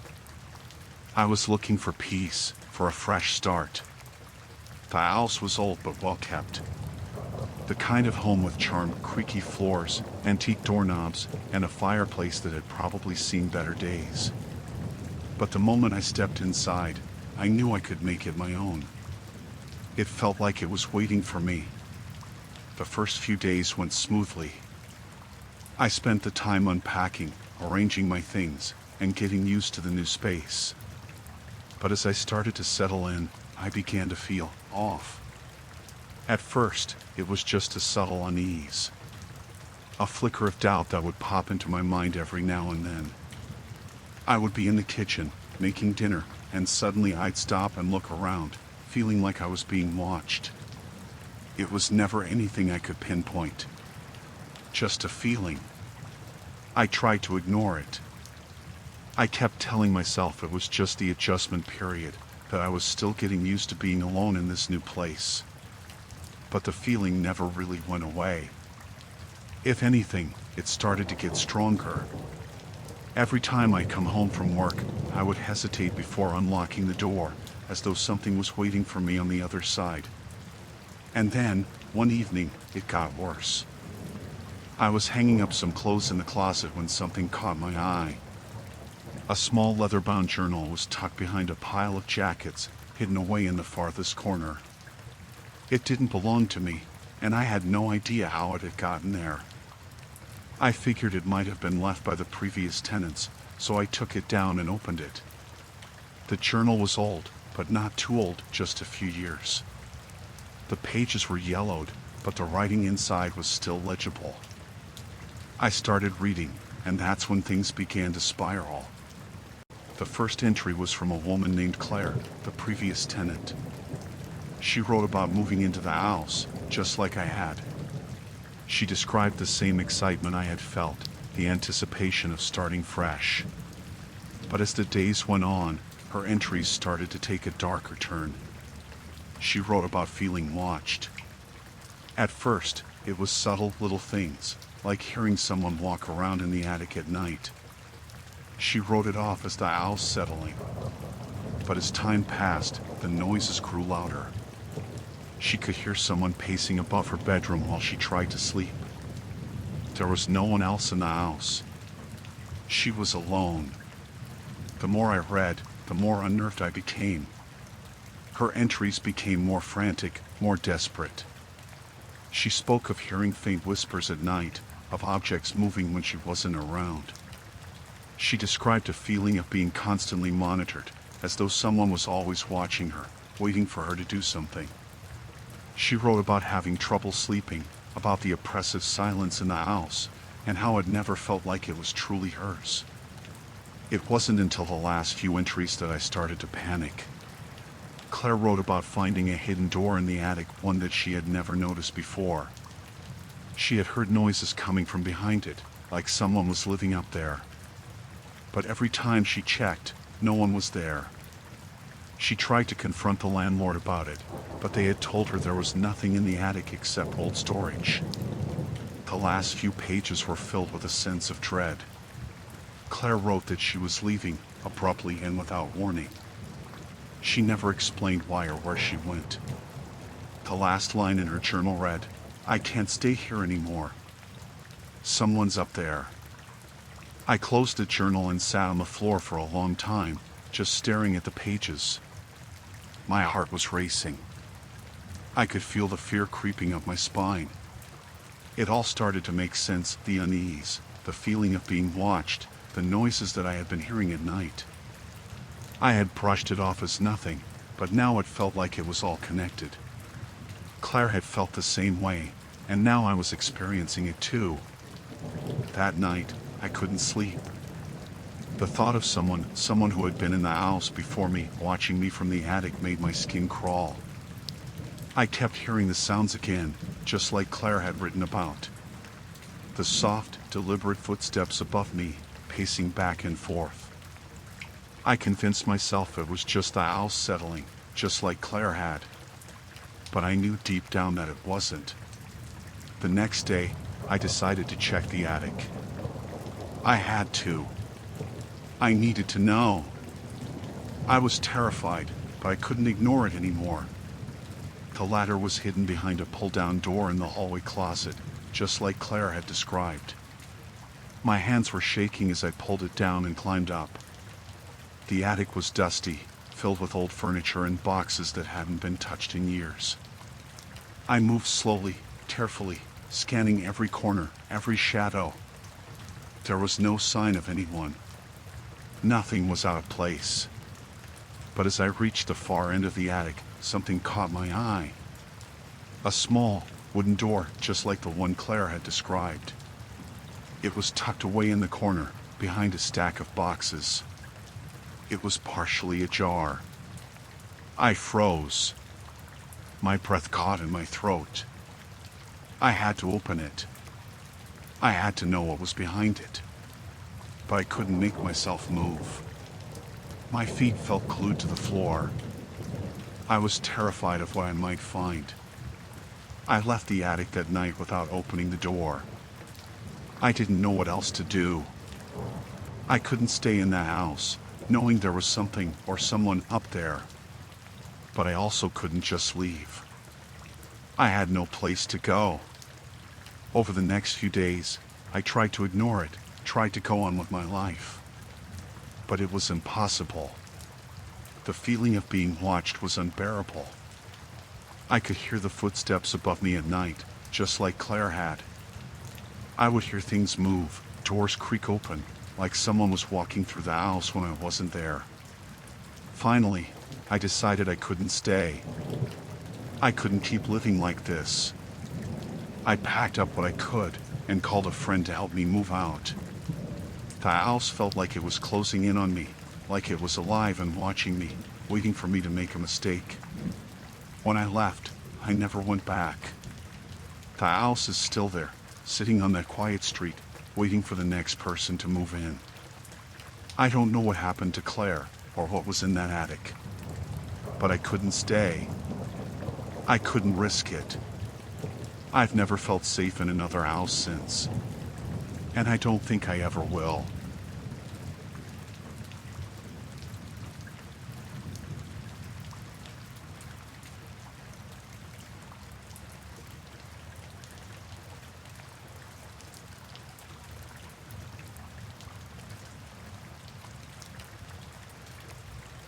I decided to take a solo trip to one of the small islands out in the lake. I'd done trips like this before, mostly to clear my head and get away from everything. It was only a few hours paddle, and the island was barely big enough to count as one, just a bit of land with a scattering of trees. No one ever went there, at least not that I'd seen. I set out in the afternoon. The lake was calm, and the paddle went smooth. I watched the trees go by on either side as I headed for the island, thinking about nothing in particular, just letting myself enjoy the quiet. The place was almost dead silent, just the soft splash of the paddle, a couple of birds calling out from the trees now and then. When I finally reached the island, I pulled the canoe up onto the shore and started unpacking my gear. I hadn't brought much, just a tent, some food, and the basics. This was supposed to be simple, just a night by myself. As I was hauling my bag up the shore, something caught my eye. There, in the sand, were footprints. Fresh ones. They were just a few feet from where I pulled up the canoe, and they led up into the trees. I felt this sudden jolt in my chest. Nobody was supposed to be here. I stood there, staring down at the prints, trying to convince myself it was nothing. Maybe some other camper had come by recently and just left. Maybe a fisherman. But when I looked closer, I saw the footprints were pressed deep into the sand, like whoever made them was barefoot, and there was no sign of a boat or anything around. The prints just started there, leading into the trees, like someone had come out of the lake and walked up into the woods. I kept telling myself it was fine. This was just a weird coincidence. People come and go from these islands all the time, right? Still, the sight of those footprints made me feel like I was being watched. I kept glancing around, waiting for someone to come out of the trees or call out, but there was nothing. Just the rustle of leaves and the breeze coming off the water. Trying to shake it off, I forced myself to keep unpacking. I set up my tent, got a little fire going. As the light faded, the wind picked up a bit, making the trees sway. But I couldn't get comfortable. I kept looking up from my fire, scanning the edge of the woods. I'd been out here 100 times, but that night, it felt different. After a while, I couldn't sit still anymore. I grabbed my flashlight and walked along the shore, checking for any sign of another canoe or boat, something to explain those footprints. But there was nothing. The sand and rocks were empty all around the island except for where I dragged up my canoe. I went back to my campsite, but as soon as I got there, I noticed something that made my stomach drop. There was a faint smell of smoke, but it wasn't from my fire. It was coming from deeper in the trees, somewhere up the island. I stood there for a second, listening, and then, against my better judgment, I started walking toward it. The ground was soft underfoot, and I could see the trail of footprints, still clear in the dirt, leading in the same direction. The farther I went, the stronger the smell got. Finally, I saw a faint glow ahead, flickering between the trees. I stopped, barely breathing. It was another fire, just a little ways ahead, hidden behind some brush. Whoever had made it was close, but I hadn't seen or heard anyone the whole time I'd been here. My mind raced, trying to piece it together. Had someone been here all along, watching me, keeping out of sight? I crept closer, not wanting to make a sound, until I was just close enough to see what was around the fire. There was no one there, just the remains of some kind of camp, small, with a couple of sticks and logs stacked up around a smoldering pile of ash. It looked recent, like it had been burning not too long ago. But there was something strange. Around the fire, there were bits of cloth, frayed and torn, like someone had ripped up pieces of clothing and left them in a circle. The sight of it made my skin crawl. Who would do something like that? I turned back, wanting to get as far from that place as I could. I tried to keep calm as I made my way back to my campsite. I told myself I'd imagined the whole thing, that it was just some camper who'd left in a hurry. But as I came out of the trees, I froze. There, sitting on the sand near my fire, was something that hadn't been there before. It was a little pile of stones, stacked one on top of the other, like a marker or a message. I backed up, feeling like I'd been punched in the gut. Someone had been here, right here in my camp, while I was off in the woods. My first thought was to pack up, get in the canoe, and leave, but the light was almost gone. I'd be paddling out in the dark, in the middle of that wide, empty lake. And if whoever was out there was watching, they'd see me go. I made my way back to the tent, my skin crawling, every instinct screaming at me to get out. I tried to act calm, kept telling myself it was nothing, just some random person messing around. But the silence around me felt heavier, pressing in from all sides. I zipped up the tent and lay there, listening to every creak and rustle outside. Hours must have passed. Every little sound seemed amplified, like someone was sneaking around the edges of my campsite, waiting for me to fall asleep. Then, just as I was finally starting to drift off, I heard something that made me go rigid. It was a faint whisper, coming from somewhere outside. I couldn't make out the words, but it was close, so close I could almost feel the breath on the other side of the tent. The voice kept whispering, low and steady, like it was calling me, urging me to come out. I held my breath, too terrified to move. I could feel my heart pounding, each beat louder than the last. The whispering went on, circling the tent, coming from different sides, like someone was walking around me, never stopping, never breaking the rhythm. I stayed still, barely daring to breathe. I don't know how long it went on, but eventually, the voice faded, leaving only silence. I lay there until the first light crept in, telling myself I'd imagined it, that it had just been the wind, or an animal, anything but what it really was. As soon as the sun was up, I unzipped the tent and stepped outside. The fire had gone out, leaving just cold ashes, and there were footprints everywhere around my campsite, circling it, stopping by the tent, like someone had been pacing all night. I didn't waste another second. I grabbed my gear, shoved it into the canoe, and paddled out of there, not looking back.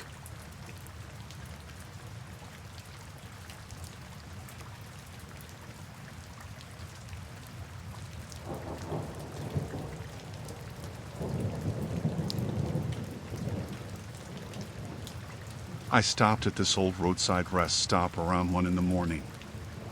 I'd been driving for hours and hadn't seen a single other car on the road. The rest stop looked like it hadn't been cleaned in years, but I was tired and I needed to use the bathroom. There were a few flickering lights in the parking lot, barely enough to see by, and it was so quiet that I could hear the hum of the bulbs. I got out of the car and made my way over, the door creaking as I opened it.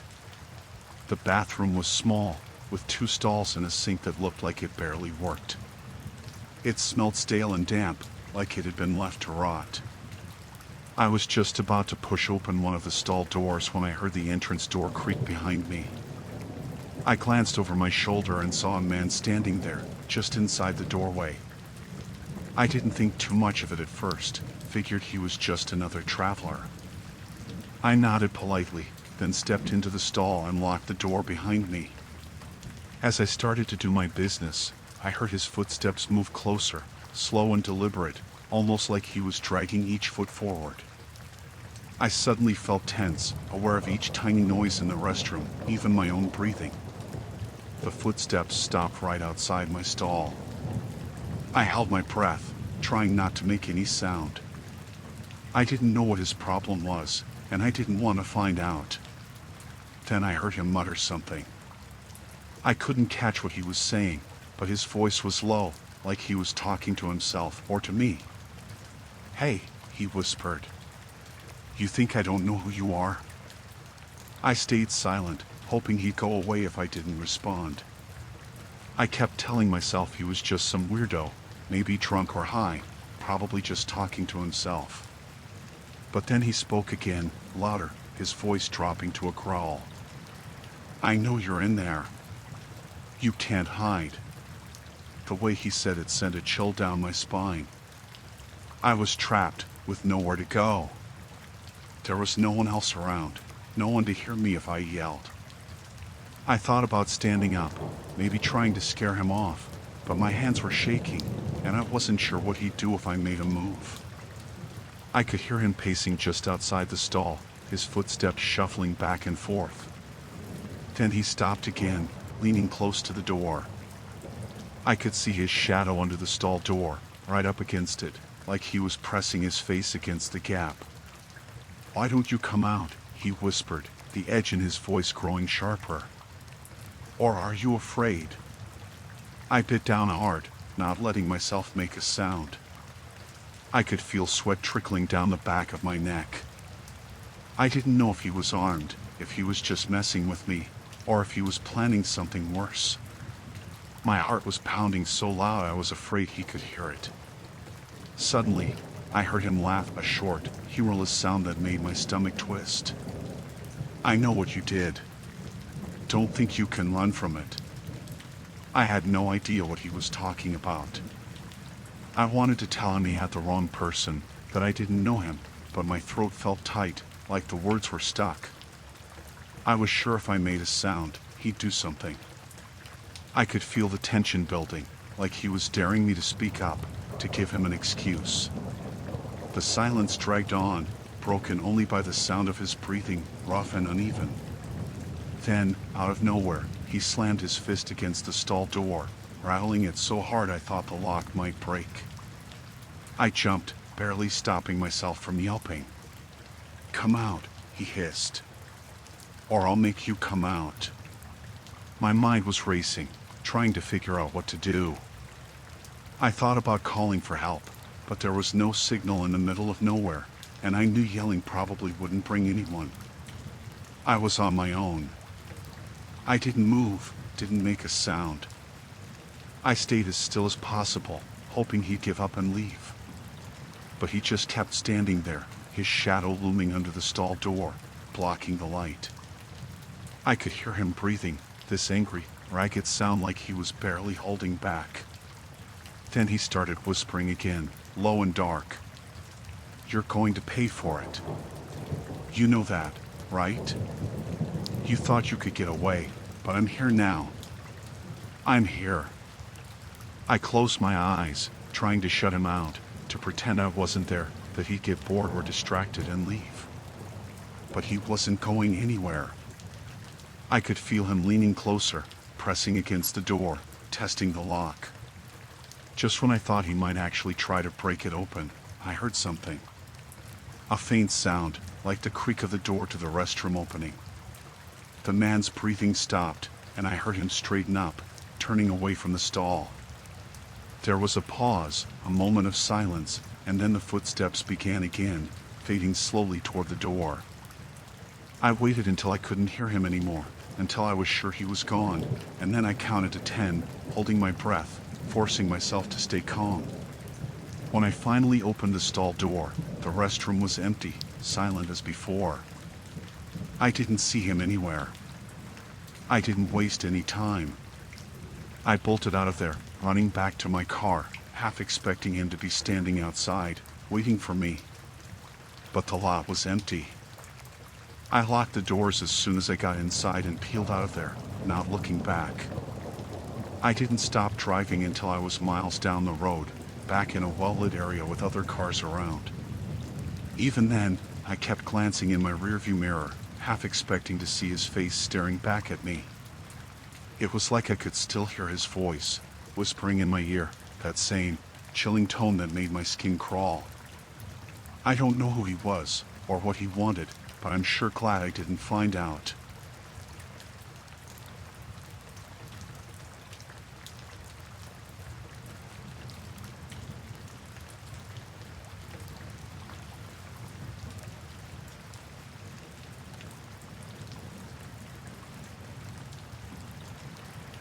I used to work the night shift as a security guard at a mall.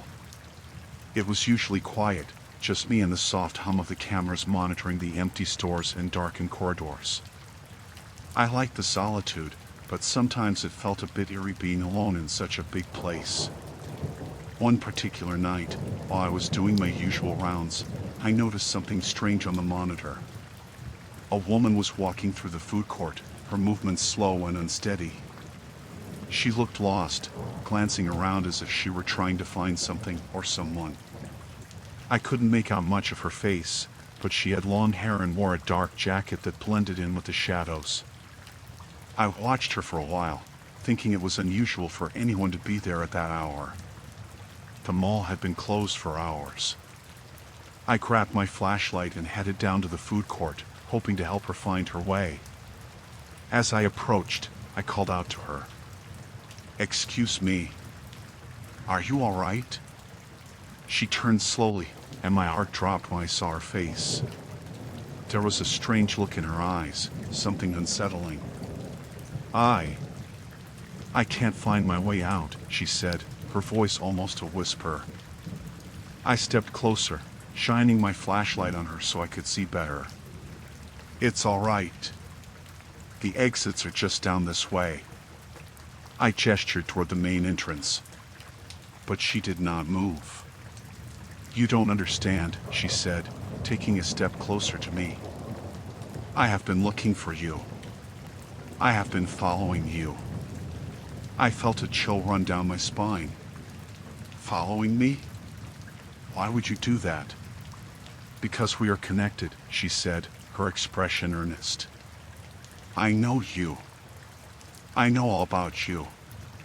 I took a step back, suddenly feeling vulnerable in her presence. "What do you mean you know me?" I asked, trying to keep my voice steady. Her eyes brightened, and she smiled. "I know where you live. I know what you like to eat. I know your routine. You are always here at night, just like me." I didn't respond. I could feel the air thickening around us, and every instinct in my body screamed at me to get away. "Listen, I think you should leave now," I said, trying to maintain my authority. "You shouldn't be here. The mall is closed."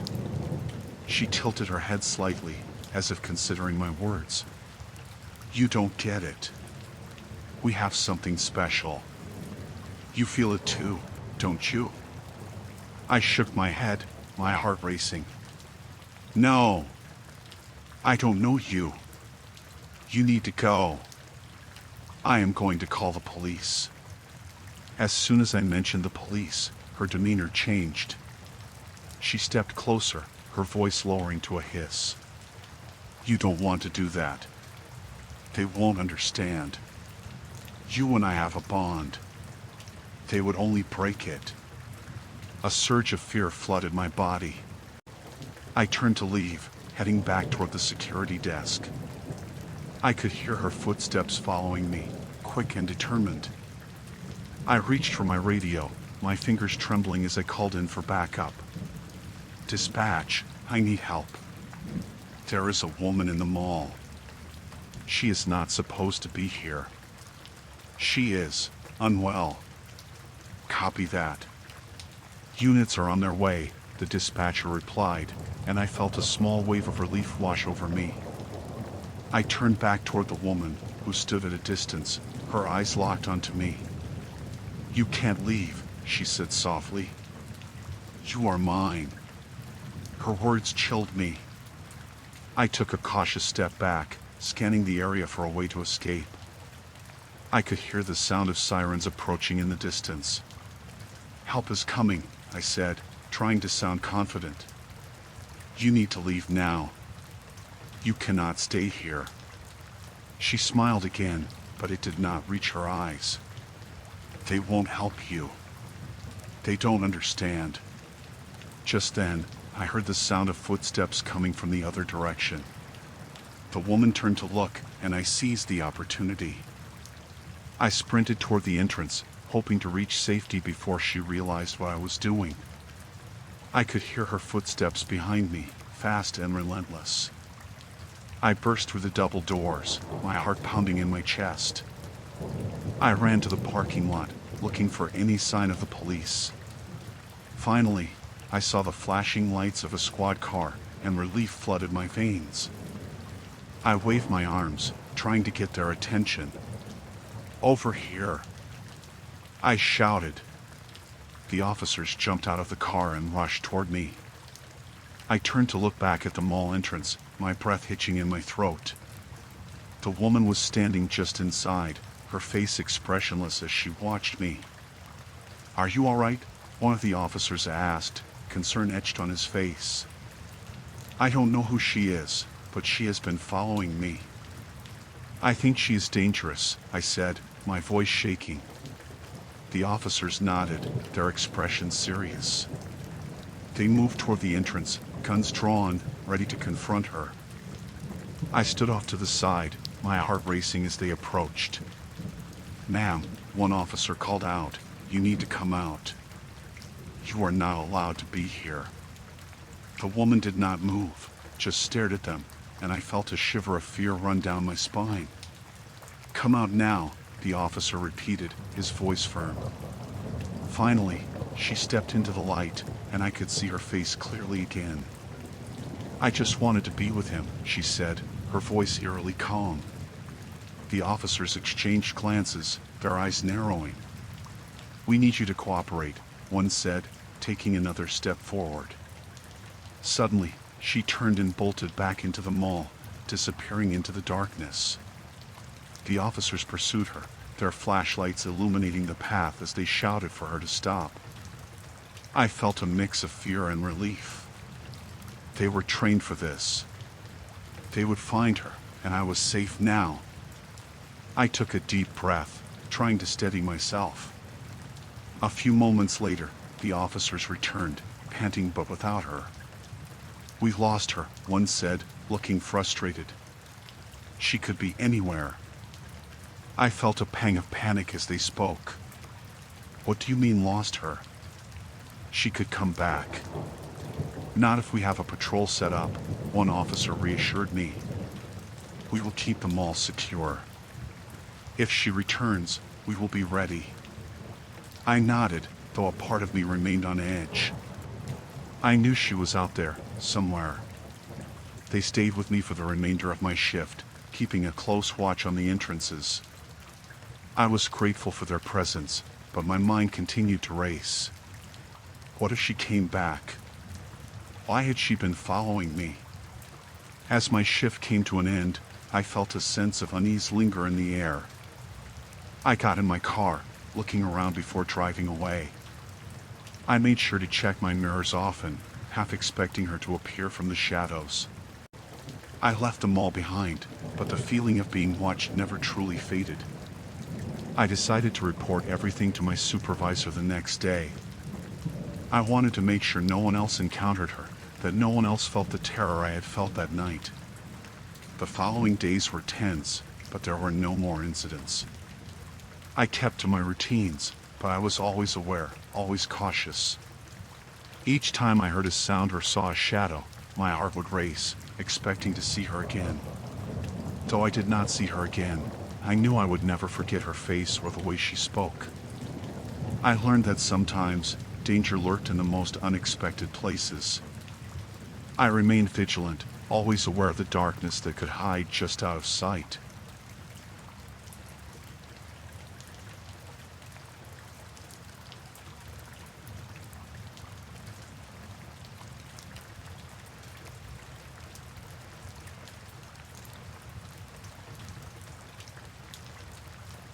I worked the night shift at a parking garage downtown.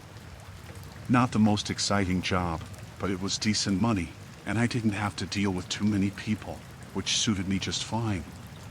It was mostly business types coming in and out during the day, but by night, it got pretty empty.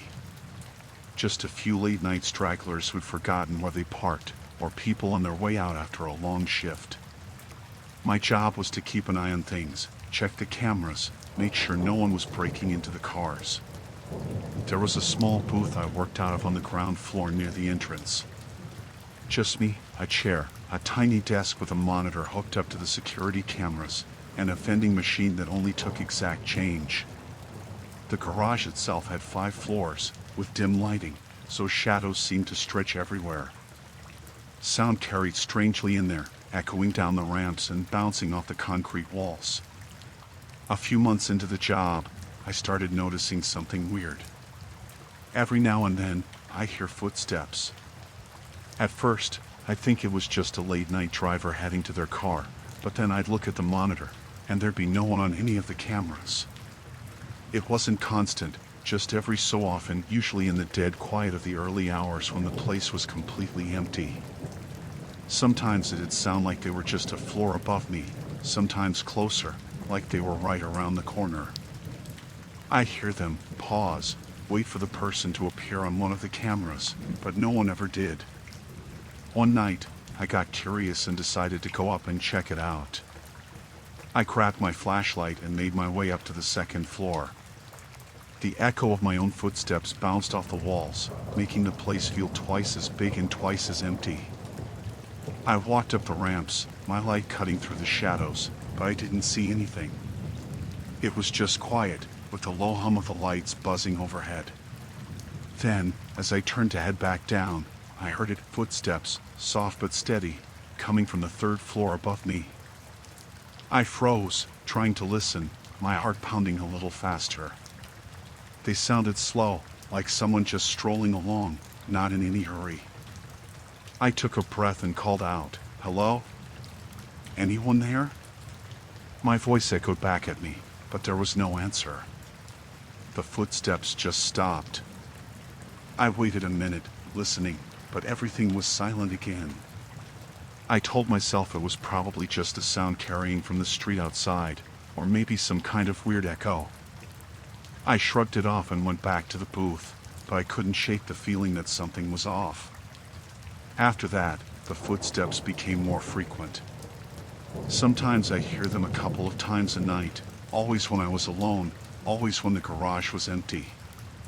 They'd start out faint, then get closer, like someone was making their way down to the ground floor. I checked the cameras, scanned the floors, but there was never anyone there. One night, around 3 a.m., it happened again. I was in the booth, half asleep, when I heard the footsteps. This time, they sounded like they were right outside the booth. I shot up, heart racing, and looked out through the glass. The garage was empty. But the footsteps were still there, moving away from me now, heading toward the back of the garage. I grabbed my flashlight, stepped outside, and shone the beam down the row of parked cars. Nothing. Is someone there? I called out, trying to keep my voice steady. There was no answer, just the echo of my own voice bouncing back at me. I stood there for a minute, feeling stupid, waiting for something to happen. But the footsteps had stopped again. The garage was silent. I decided to do a full sweep of the place, just to put my mind at ease. I walked up each level, shining my light into every corner, checking behind the pillars and parked cars. Everything was still, empty. When I got to the 5th floor, I stopped for a minute to catch my breath. The whole place was dead silent, not even a car engine humming in the distance. Then, just as I was about to head back down, I heard a voice. It was soft, like someone talking to themselves, muttering, but it echoed off the concrete, and I couldn't make out what they were saying. My stomach twisted as I slowly turned, shining my light down the rows. "Hello?" I called out, my voice barely above a whisper. The muttering stopped. I took a few steps forward, peering around a pillar, and that's when I saw him. A man was crouched down between 2 parked cars, his back to me. He was wearing dark clothes, his head down, hands fidgeting with something I couldn't see. "Hey!" I called out, a bit louder this time. He didn't respond, didn't even turn to look at me. I took another step forward, keeping my flashlight on him. "What are you doing here?" He finally turned his head, just enough for me to see his face. His eyes were wide, staring at me with this intense, almost hungry look. He didn't smile, didn't blink, just looked right at me, like he was sizing me up. "I've been waiting for you," he said, his voice barely a whisper. I felt a chill crawl up my spine. "Waiting for me? What do you mean?" He didn't answer, just kept staring at me. I took a step back, my hand gripping the flashlight so tight my knuckles hurt. "You need to leave," I said, trying to sound firm. "This is private property. You can't be here." He stood up slowly, never breaking eye contact. "I've seen you here, every night," he said. "You don't know it, but I've been watching." My mouth went dry. I glanced around, half expecting to see someone else, but it was just the 2 of us, alone on the top floor of an empty parking garage. "Look," I said, "I don't know what you're talking about, but you need to go. Now." He took a step toward me, and I felt my heart hammering against my chest. "I know things about you," he whispered. "Things you don't even know about yourself." That was enough for me. I took another step back, turning to make a run for the stairs. But before I could move, I heard him laugh, a low, chilling sound that echoed off the walls. "You can't run from me," he said, his voice following me down the stairwell as I bolted down to the lower levels. I didn't stop until I was back at the booth, slamming the door behind me and locking it tight. I grabbed my phone and called the cops, barely able to get the words out as I told them there was a man in the garage, someone who shouldn't be there, someone who'd been following me. They said they'd send someone over right away, told me to stay in the booth and keep the door locked. I sat there, heart pounding, staring at the monitor. The camera showed all the floors, but I couldn't see him anywhere. Just empty concrete, silent and still. I kept watching, my eyes darting from screen to screen, waiting for him to appear. When the cops finally arrived, they did a full sweep of the garage, checking every floor, every corner. But they didn't find anyone. No sign of the man, no footprints, nothing. They told me he was probably just some homeless guy, someone looking for a place to sleep. But I knew it was more than that. The way he looked at me, the things he said, it felt personal. After that night, I quit. I couldn't go back to that garage, couldn't stand the thought of being there alone, listening to those footsteps, waiting for him to find me again. Even now, I sometimes feel like he's still out there, somewhere, watching, waiting. And every now and then, late at night, I swear I can hear footsteps, following me, just out of sight.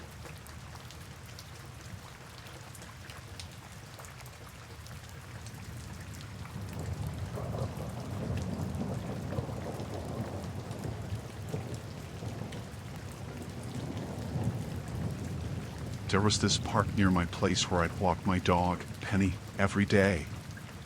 It was a small, quiet park, mostly locals, lots of people with their own dogs.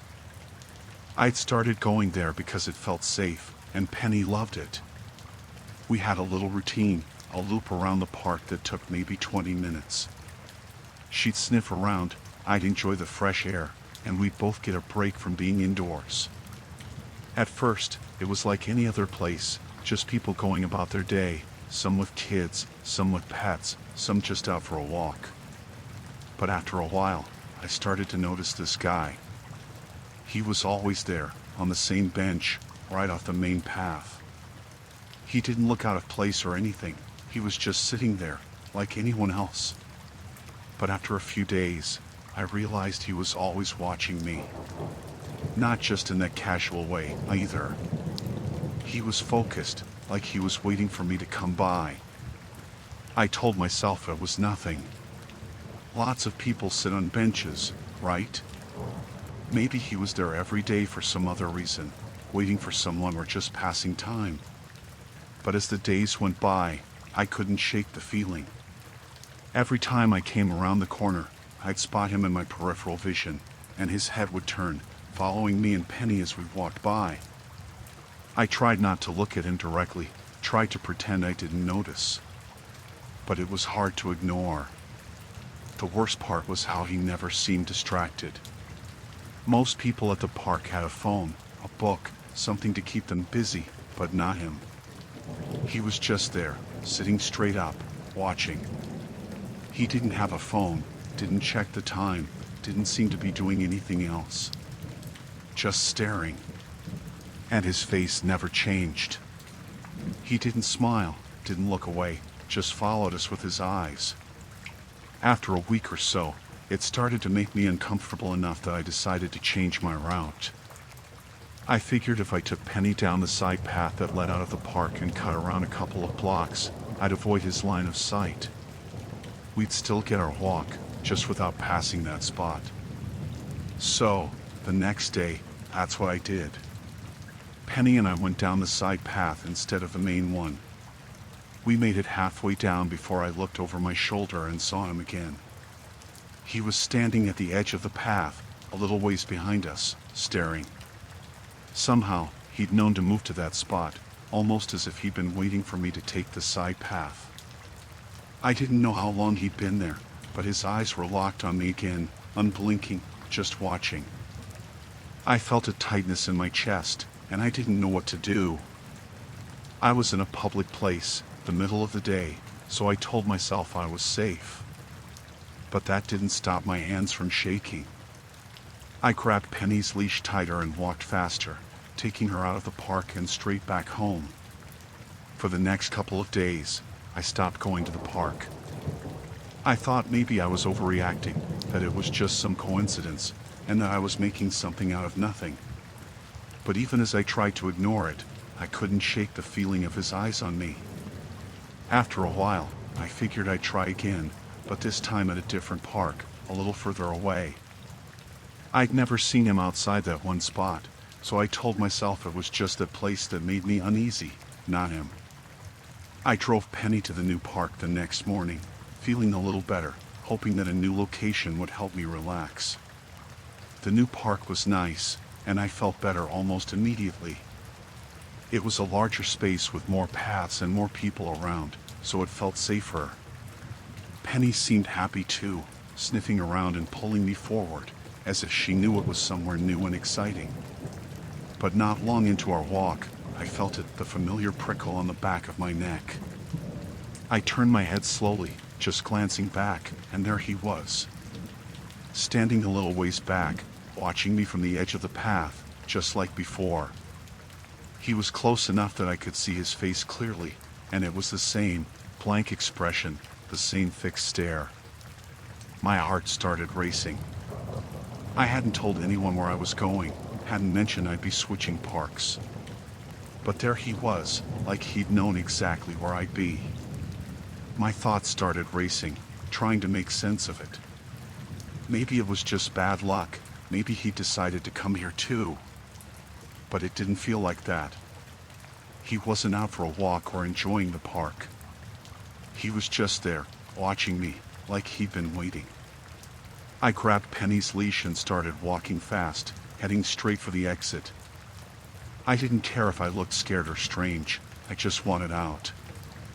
As we walked, I kept checking over my shoulder, and every time I looked back, he was still there, just close enough to be in sight.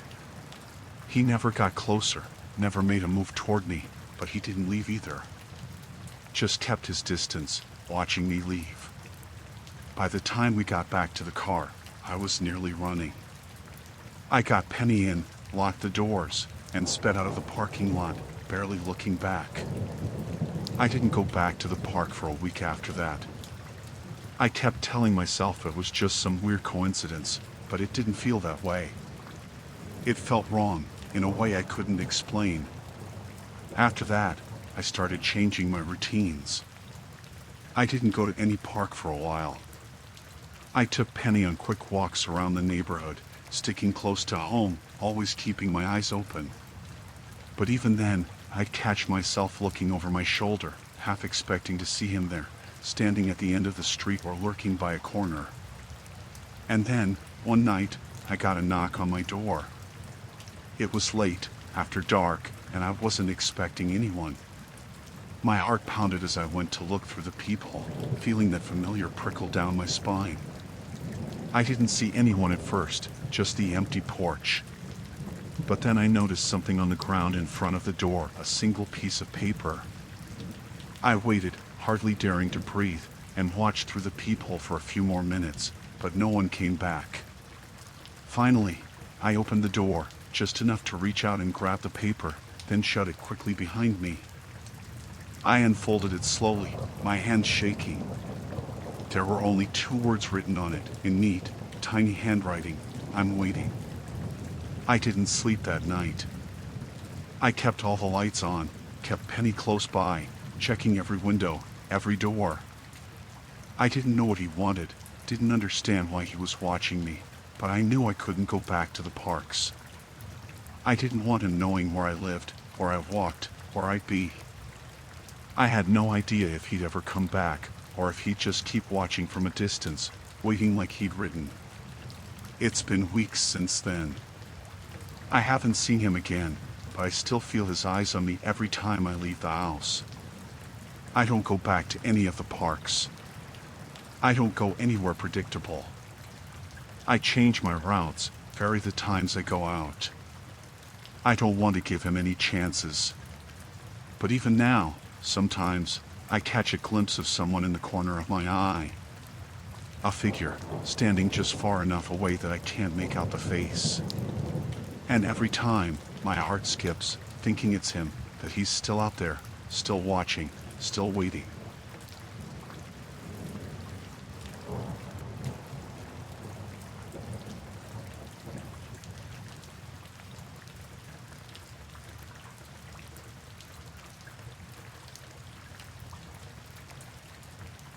I had been driving all day, making my way through the back roads of some small town I'd never heard of. I was trying to avoid the highways, taking the scenic route, hoping for some quiet time to clear my head. By the time I rolled into the town, the sun was already down, and I was starving. The place looked like the kind of town where everyone knew each other, small, quiet, with a single main street. A bar caught my eye, its neon sign flickering faintly in the night. I figured I could stop in, grab a drink, maybe something to eat, then be on my way. I parked the car a little ways down the street, got out, and stretched. The air was cooler than I expected, but it felt good after the long drive. As I walked toward the bar, I noticed how dead the town seemed. No cars passed by, no one walking on the streets. But I shrugged it off. It was late, after all. When I stepped inside, the place was pretty much what you'd expect. A few tables scattered around, some booths against the walls, a jukebox in the corner playing an old country song. A couple of guys sat at the bar, talking quietly, and the bartender was wiping down the counter, looking bored. It wasn't exactly busy, but it was warm, and it smelled like fried food and beer. Just what I needed. I took a seat at the bar, nodded at the bartender, and ordered a beer. He gave me a once-over, probably sizing me up as an out-of-towner, but didn't say much, just slid the drink over to me. I sipped it, letting the cool liquid calm me down after a long day of driving. Not long after, one of the guys sitting a few stools down struck up a conversation. He was older, maybe in his 50s, wearing a worn-out cap and flannel shirt. "You passing through?" he asked, his voice friendly enough. "Yeah," I replied. "Just on a road trip, taking my time. Thought I'd stop in for a bit before getting back on the road." The man nodded, looking interested. "You don't see many folks coming through here. What brings you this way?" I shrugged. "Just trying to clear my head, I guess. Needed some space, you know?" He nodded again, like he understood exactly what I meant. His friend, sitting next to him, chimed in then. "Where are you from?" I hesitated for a second but figured it was harmless. "A few hours south. Got a place out there, nothing special." "Ah, city life," the first guy said, chuckling. "Bet it's a whole lot different than out here." The conversation started off normal, just small talk, the kind of stuff you expect when you're the outsider in a small town. But after a while, more people in the bar started paying attention. A couple more locals had come in, and I noticed them glancing over at me, listening in on the conversation. I wasn't too bothered at first. Small towns are like that. I figured everyone's curious when someone new shows up. But the questions started getting weird. "So, you married?" one of the guys asked, leaning in a little closer. I hadn't even seen him sit down. He looked like he'd just walked over from a table in the corner. "No," I said, taking a sip of my beer. "Not anymore." He nodded like he already knew that. "Divorced, huh?" I hadn't mentioned anything about being divorced, but I figured maybe he was just guessing. "Yeah, something like that." Another guy, sitting a few stools down, laughed quietly. "Tough break. Heard she took the house, too." My stomach twisted a little when he said that. There was no way he could know that. I hadn't told them anything about my ex, let alone the details of the divorce. I tried to keep my face neutral, but I could feel myself getting tense. "Small world," the bartender said, coming back over. "People talk, you know?" I forced a smile, but something didn't feel right. "Yeah, I guess so." I was ready to finish my drink and get out of there, but they weren't done yet. The first guy leaned in closer, lowering his voice. "You still driving that old Chevy, huh?" Surprised that thing's still running after all those miles. My blood went cold. My car was parked outside, out of sight from the windows. There was no way he could have seen it. I hadn't mentioned what kind of car I drove either. My mind raced, trying to figure out how they knew so much. I set my beer down, trying to keep calm. "Yeah, I've had it for a while." Another man, sitting at the table near the jukebox, joined in. "Heard you got it fixed up last year, after that little accident on the highway. That must have cost you a pretty penny." I froze. I hadn't told anyone about the accident, and it hadn't been anything serious.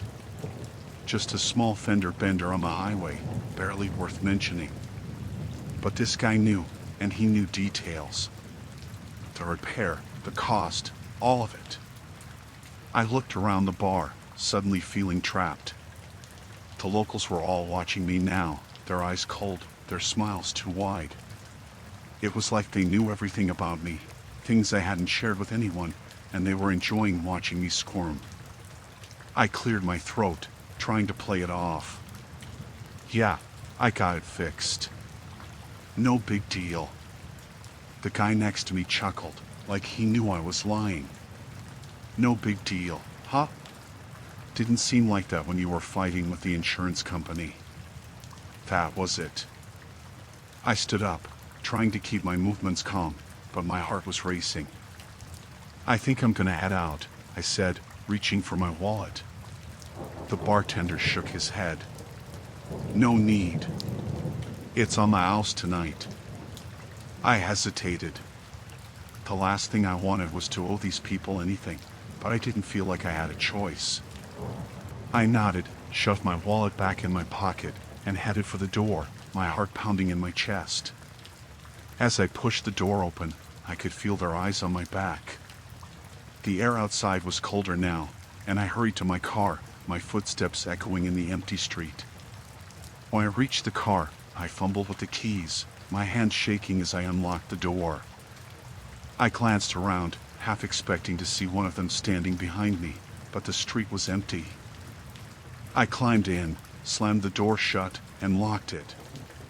My hands were still trembling as I started the engine.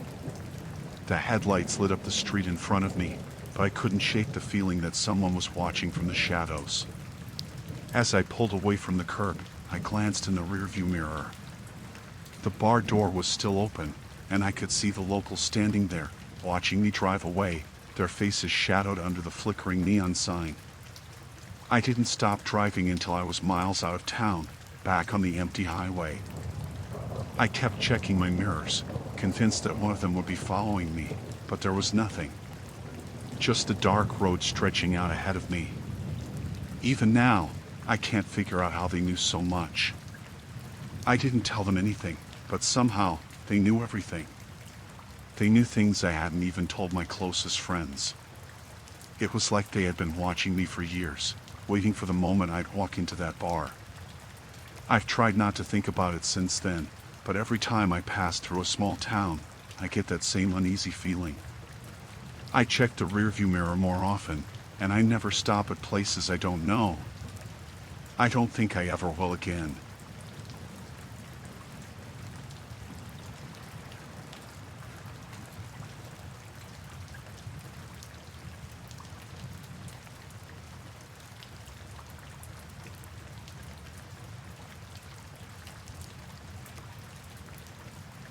I first noticed him a couple of months ago, just standing there at his window. At first, I thought it was nothing. Maybe he just happened to be looking outside as I left for work in the morning. It didn't seem like much at the time, but it kept happening. Every single day. I'd leave my house and, like clockwork, he'd be there, standing at his window, just staring out. At me. It started to get to me. The way he'd stand so still, just looking down at me from the second floor, like he was watching every move I made. It wasn't like he was just glancing out, he was focused. There wasn't even any attempt to look casual about it. I'd catch his eyes on me as I locked my door or walked down the path, and he never looked away. It made me uneasy, but I told myself I was being paranoid. People are allowed to look out their windows, right? Then one evening, I was coming back from work later than usual. It was getting dark, and I was tired.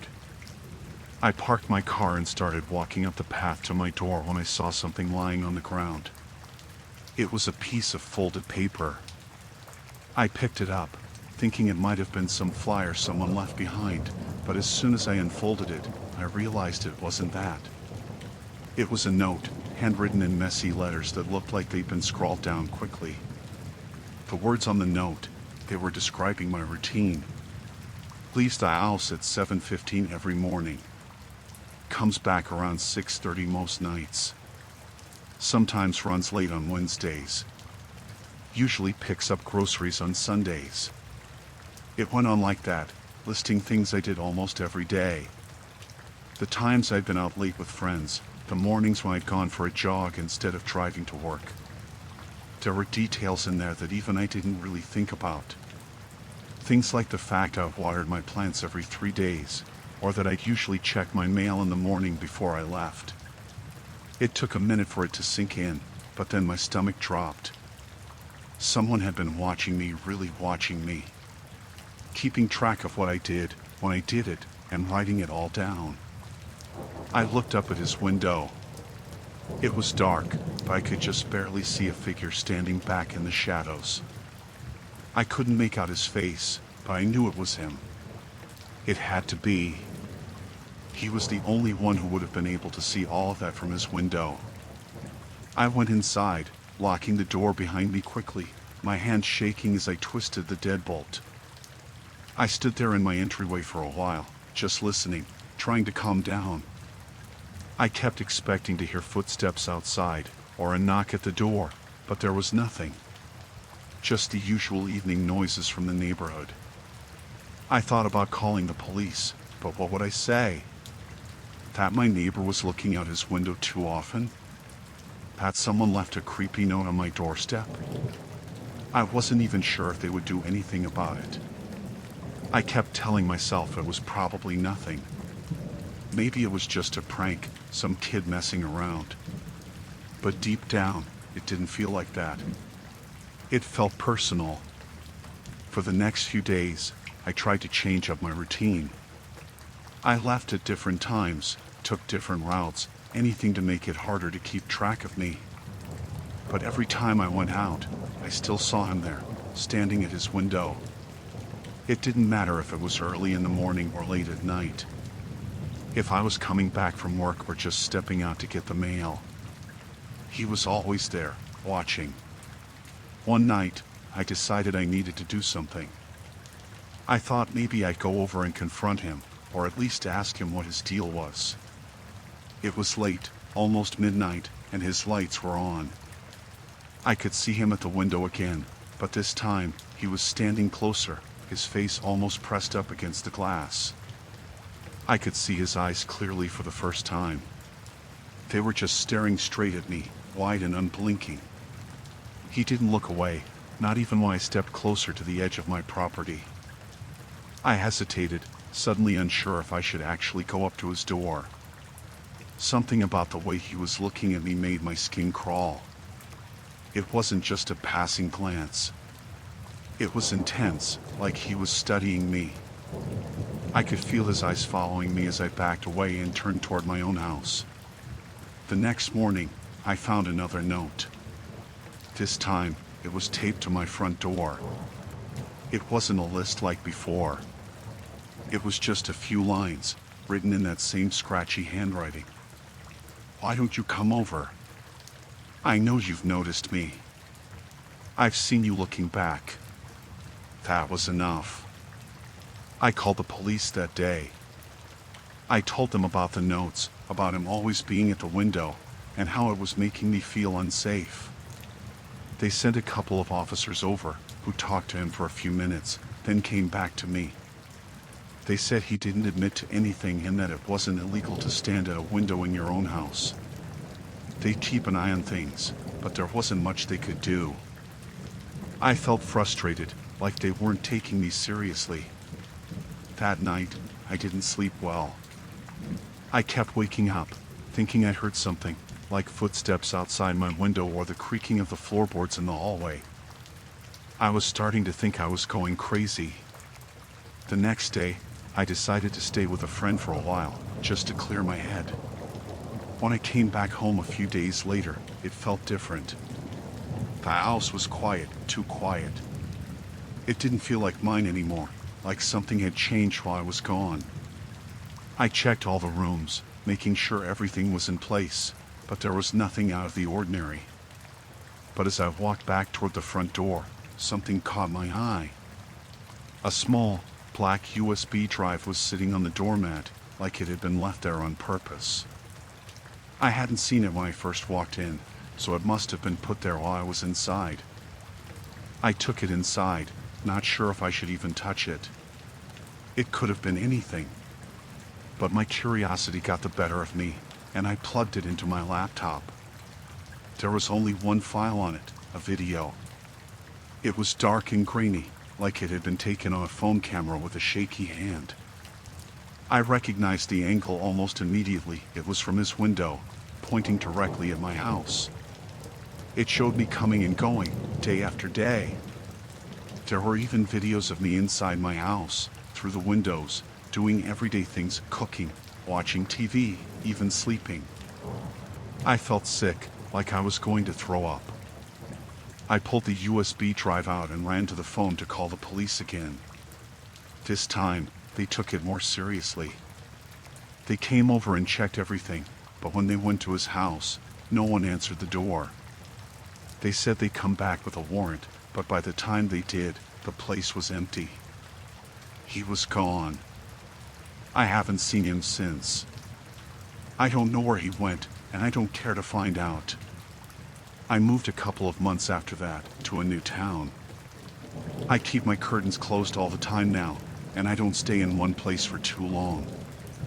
I still think about those videos sometimes, about how long he must have been watching me before I even noticed. How he knew everything about me, things I didn't even realize about myself. It makes my skin crawl just thinking about it. I don't know what he wanted, or what would have happened if I'd stayed any longer. I just know that I was lucky to get out when I did.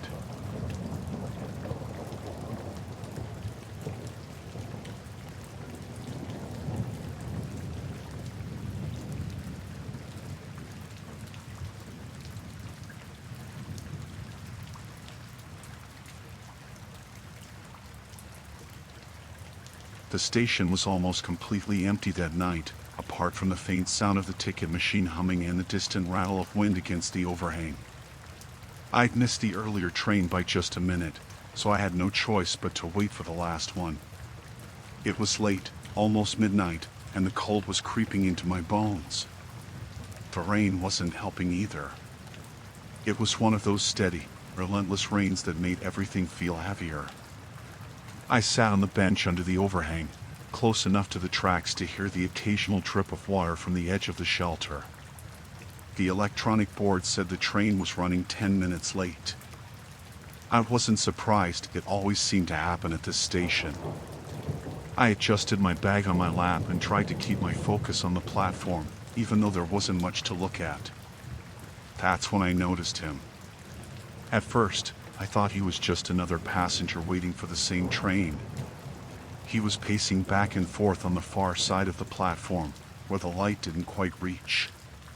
His movements were jerky, like he couldn't decide which way to go. He'd take a few steps one way, stop, turn around, and pace back the other way. He didn't have an umbrella, and the rain was soaking through his clothes, but he didn't seem to care. His head was tilted slightly down, like he was talking to himself. I tried not to look directly at him, but it was hard to ignore him. The way he moved felt off. He wasn't in a hurry, but he wasn't relaxed either. It was like he had nowhere to be but couldn't stand still. I told myself he was probably just someone waiting, same as me. Maybe he was frustrated about the delay. People react differently to stress. I pulled out my phone and pretended to scroll through messages, though there wasn't much service out there. After a few minutes, I heard his footsteps getting closer. I didn't want to look up, but I could feel him moving toward me. The sound of his shoes on the wet concrete was louder now, slower, deliberate. He stopped a few feet away from the bench. "Waiting for the last one?" he asked. His voice was flat, neither friendly nor threatening, but it caught me off guard. I looked up, and he was staring at me. His face was pale, with dark circles under his eyes, like he hadn't slept in days. His hair was plastered to his forehead from the rain, and his clothes clung to him, heavy with water. "Yes," I said, keeping my answer short. I hoped that would end the conversation, but it didn't. "You shouldn't wait," he said, tilting his head slightly. "It's not coming." I blinked, unsure how to respond. The board still said the train was delayed, not canceled. "It's late, but it'll come," I said, trying to sound confident, even though his tone unsettled me.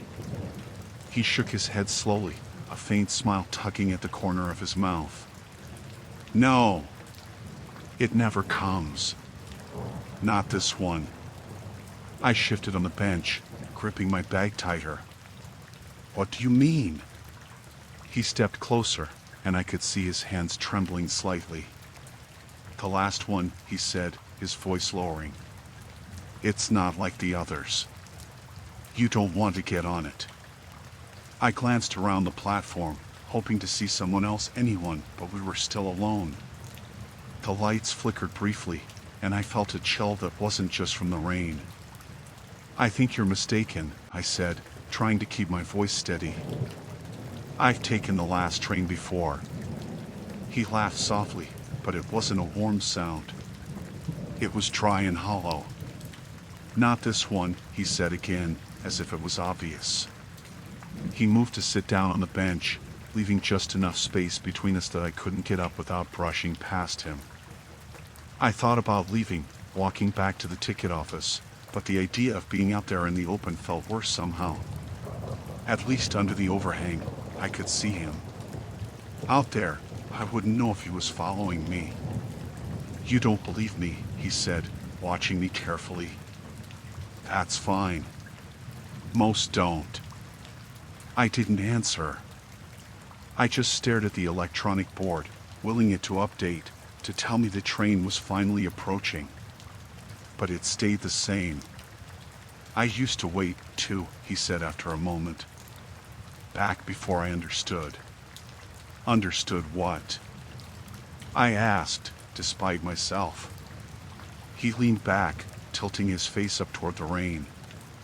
That some trains aren't meant to take you anywhere you want to go. I wanted to tell him to leave me alone, but something in his voice stopped me. He sounded so sure, so certain. It was unsettling, like he wasn't just talking to me, he was warning me. The sound of a distant horn broke the tension, and I felt a surge of relief. The train was coming. I stood up, clutching my bag, but he didn't move. He just watched me with that same faint smile. It's here, I said, more to myself than to him. He shook his head again. You think it's here, but it's not. I ignored him and stepped closer to the edge of the platform. The train's headlights cut through the rain, and the horn sounded again, louder this time. I glanced back at the bench, but the man hadn't moved. He was still sitting there, staring at me. As the train pulled into the station, I felt a strange sense of unease. The windows were dark, and I couldn't see anyone inside. The doors hissed open, and I hesitated for a moment. Don't, the man said softly behind me. Just walk away. I turned to look at him, and for the first time, his expression changed. He wasn't smiling anymore. His face was tense, almost pleading. I don't know why I listened. Maybe it was the way he looked at me, or maybe it was just instinct, but I took a step back from the train. The door stayed open, waiting, but I didn't move. After a moment, the doors closed, and the train started to pull away. I watched it disappear into the rain, and the platform was silent again. When I turned back to the bench, the man was gone. There was no sign of him anywhere on the platform or in the parking lot. It was like he'd vanished. I waited for the next train, and it came without any trouble. But I've never stopped thinking about that night, and I've never taken the last train again. I don't know what would have happened if I'd gotten on, but I don't want to find out.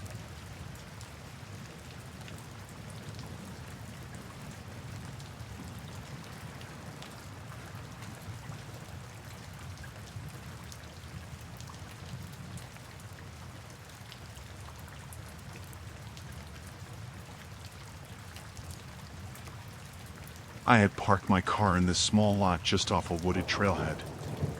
It wasn't a big hiking spot or anything, just one of those places locals use to get some quiet. It was late, maybe around 9 at night, and I'd stayed out a bit longer than I planned. I was heading back to my car, the gravel crunching under my boots, when I saw a car sitting at the far end of the lot. The car's headlights were off, but the engine was idling. It wasn't there when I parked earlier. I could see two people inside, but it was dark enough that I couldn't make out their faces. Something about it felt off right away. There weren't many cars out here, especially this late, and the nearest main road was a good 5 minutes away.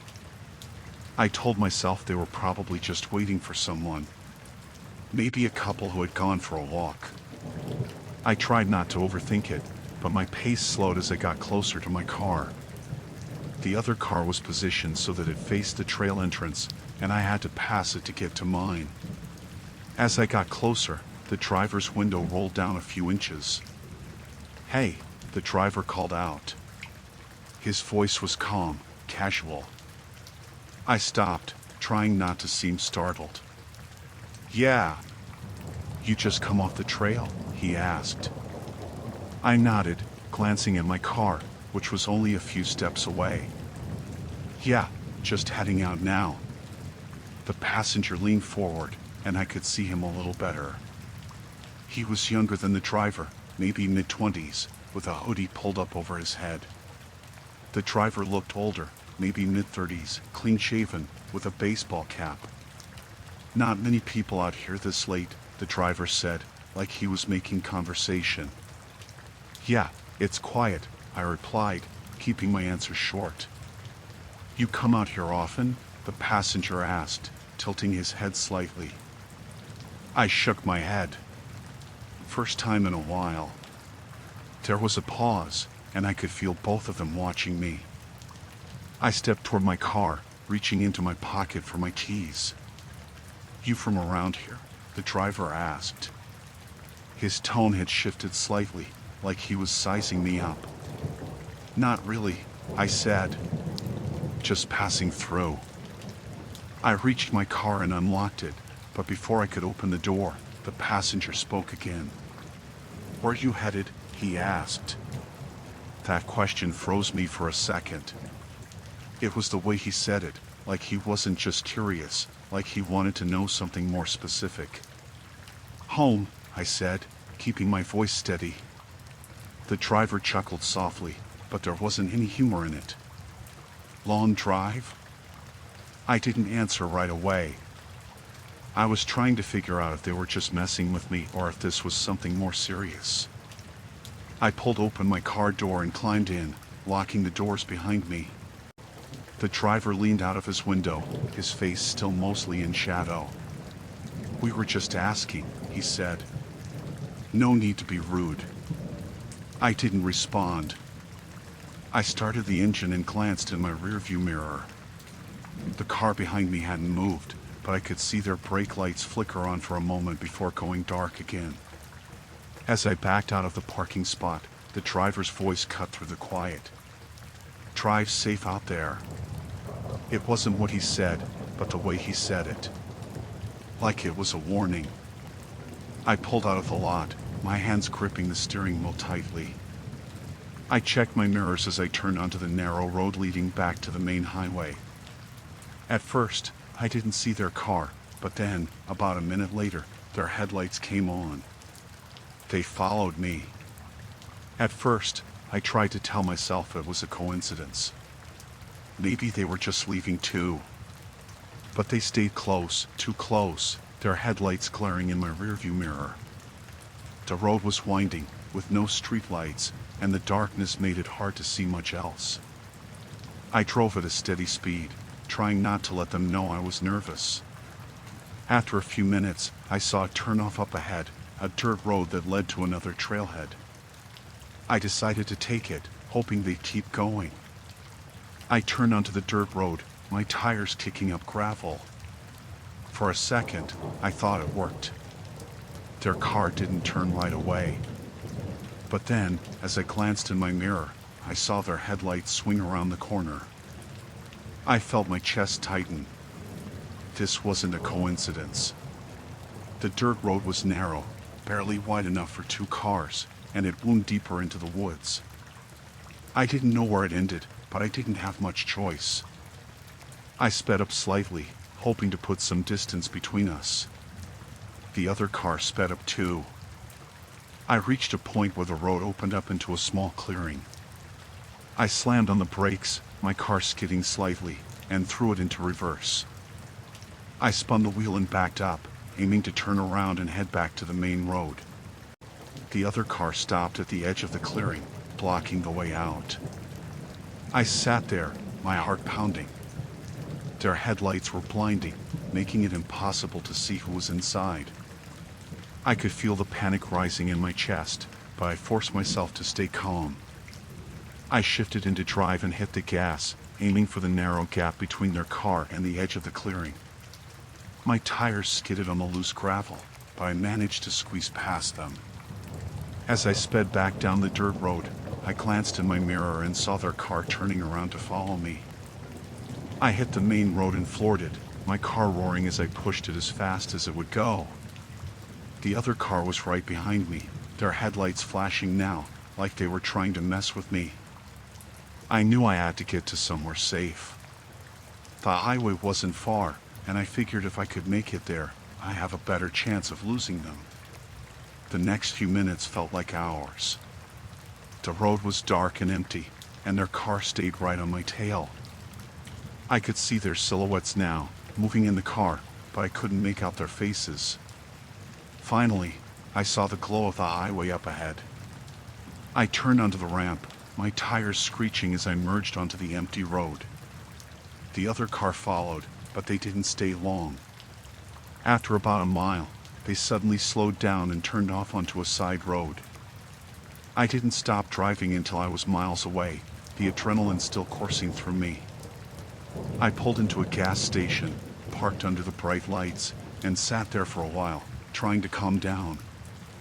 I didn't see their car again that night, but I couldn't shake the feeling that they'd been waiting for someone like me in that parking lot.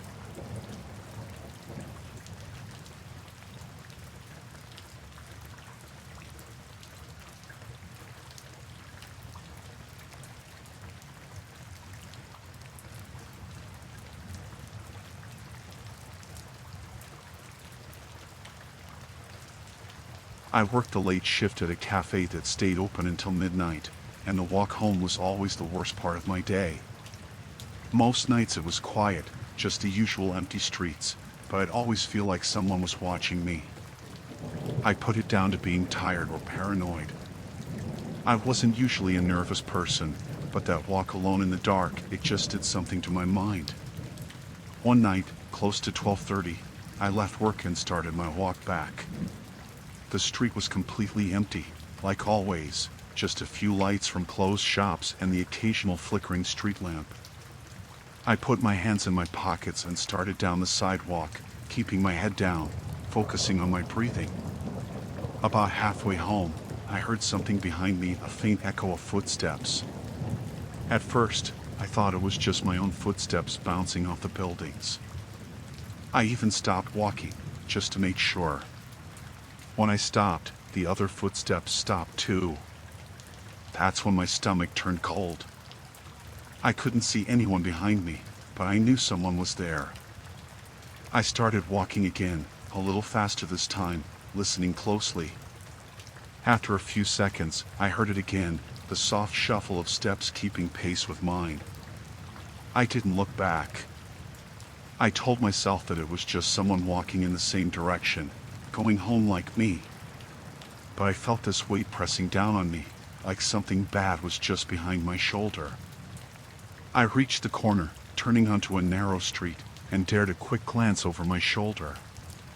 There he was, a man, dressed in dark clothes, maybe 30 feet behind. He was walking slow, too slow for someone just heading home.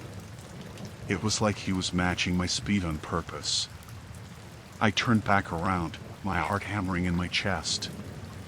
I kept moving, trying to act normal, but all I could think about was him following me. My mind was racing. What if he knew I noticed him?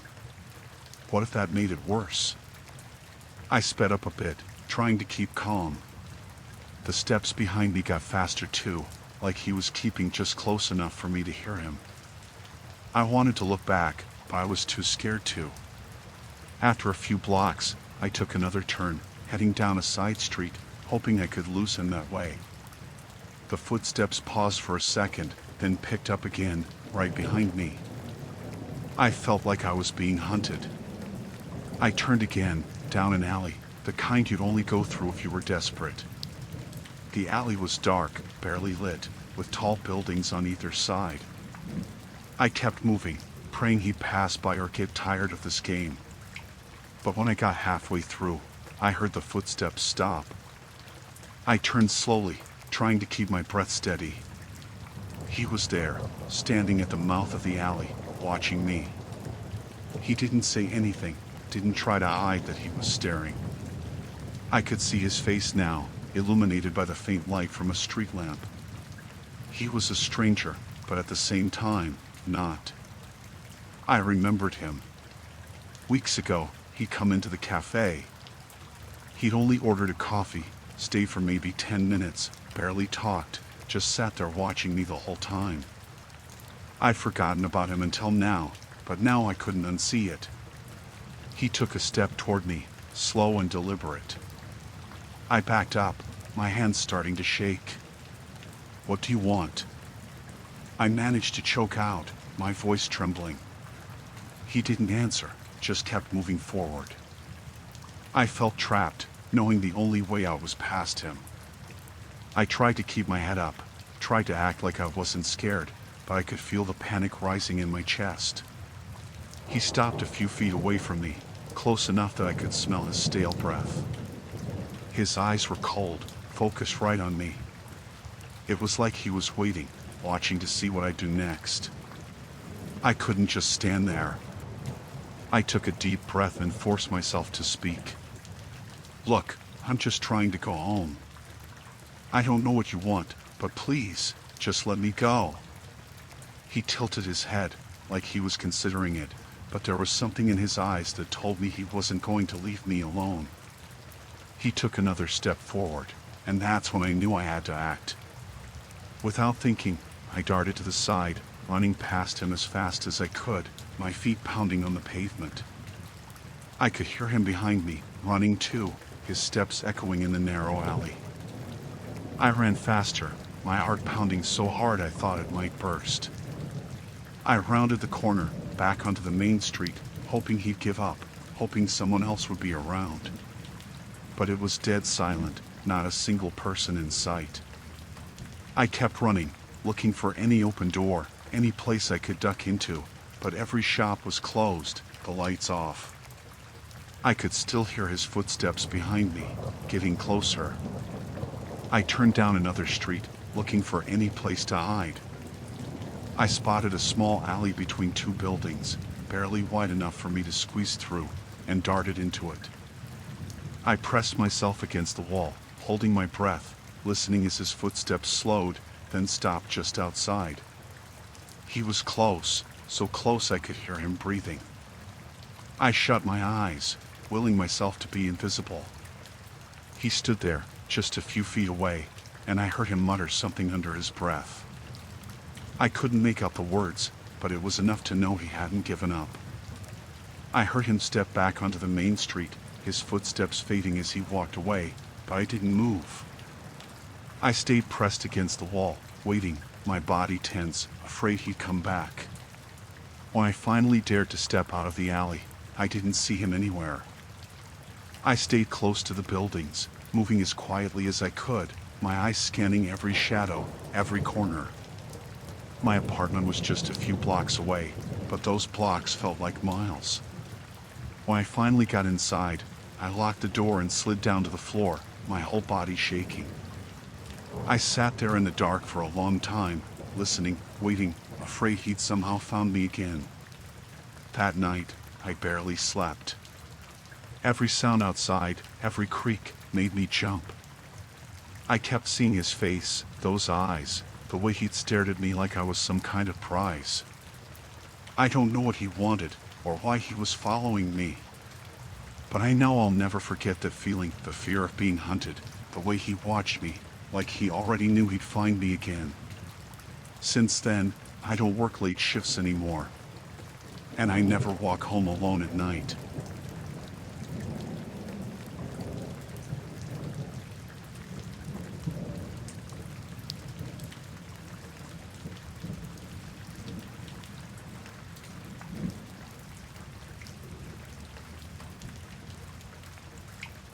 I had worked as a press operator for a little over 3 years. The job was simple enough. I handled the printing press at a small printing company. The nights were usually quiet, just me and the hum of the machines, with the occasional click of the fax machine in the corner. I preferred the night shifts. There was something comforting about the darkness outside, the feeling of being the only one awake when the world slept. One night, everything changed. It started when I noticed something odd on the printed sheets coming off the press. The designs were different, almost erratic. At first, I thought it was just a glitch in the system. The patterns looked like random symbols, jumbled together without any meaning. I set them aside, intending to fix the issue in the morning. As the night went on, I kept seeing those same sheets piling up. I tried to focus on my work, but my curiosity got the better of me. I flipped through the stack. The symbols began to form recognizable shapes, like letters. I squinted at them, trying to make sense of it all. There were letters that seemed to spell words, but they were mixed in with the symbols, and it was hard to read. Then, I noticed something chilling. Some of the phrases were oddly familiar. They were details about my life that I had never shared with anyone at work. The first one I caught read, "You hate Mondays." I blinked, trying to shake off the creeping unease that started to settle in my stomach. I had mentioned that once, casually, to a coworker during lunch, but it was not something I discussed regularly. I set the papers aside and tried to concentrate on my tasks. I rolled the ink and adjusted the settings on the press, but my mind kept drifting back to those strange prints. I pulled out the sheets again, flipping through them faster this time, searching for more of those words. My heart raced as I read, "You don't like the coffee here." That one stung. I had said it just last week, joking with the other press operators about how bad it was. Feeling unnerved, I took a break and stepped outside for some air. The night was still and quiet, the stars twinkling against the black sky. I tried to clear my head, telling myself it was just a coincidence. But as I went back inside, I couldn't shake the feeling of being watched. I glanced around the shop, but everything seemed normal, the machines quietly humming. When I returned to my station, I found more sheets stacked up, the symbols now forming entire sentences. "You miss your family." My breath caught in my throat. I had not spoken about them in a long time, not even to my closest friends at work. I started to feel like I was in a twisted game where someone else knew too much about me. The unsettling feeling deepened. I looked around the shop again, hoping to catch a glimpse of someone, anyone who might be playing this sick prank. The dim light made everything feel shadowy and uncertain. I wanted to call out, to ask if someone was there, but fear kept me silent. Instead, I kept working, but my focus was shot. Each new sheet sent chills through me as they continued to reveal things I had never shared. "You can't sleep at night," read one. "You don't like the way your boss treats you," said another. I felt my heart pound against my rib cage. Then came the worst one of all. "You don't trust anyone at this company." That hit hard. I had kept my guard up ever since starting this job, and now someone was holding a mirror to my fears. I needed to figure out who was doing this. I decided to go into the storage area where we kept the extra paper and supplies. It was a little less brightly lit, but I felt like I could hide there if necessary. As I stepped inside, I could hear my heart racing, each beat echoing in the silence. In the dark corner of the storage room, I spotted a flickering light. A laptop was sitting on a crate, the screen illuminated. I hesitated for a moment, peering closer. That's when I saw someone sitting in the shadows, hunched over the keyboard. My gut twisted in knots. I thought I might just turn and run, but curiosity held me in place. I needed to know who this person was and how they knew so much about me. "Who's there?" I called out, my voice trembling. The figure turned, and in that moment, I recognized him. It was Jake, another press operator who had recently started working night shifts. We had exchanged a few words here and there, but nothing significant. He looked up at me, and his expression was hard to read. He didn't speak, but there was a slight smirk on his face that sent chills down my spine. "What are you doing?" I asked, my voice barely above a whisper. "I'm just working," he replied, his tone casual. "You should see what I've been creating. It's fascinating stuff." He gestured to the laptop, and I saw lines of code, strange symbols forming on the screen. I stepped closer, my heart pounding louder than ever. "Why are you writing about me? How do you know all this stuff?" I felt angry and scared at the same time. I wanted answers, but part of me was terrified of what those answers might be. He leaned back in his chair, his smirk widening. "It's easy. You leave your life open for anyone to see. I just pick up on the details." There was something sinister in his tone that made my skin crawl. I felt trapped, cornered by his presence. "This isn't a joke." "It's not funny," I said, trying to sound brave. But fear clawed at my insides. He stood up, his demeanor shifting.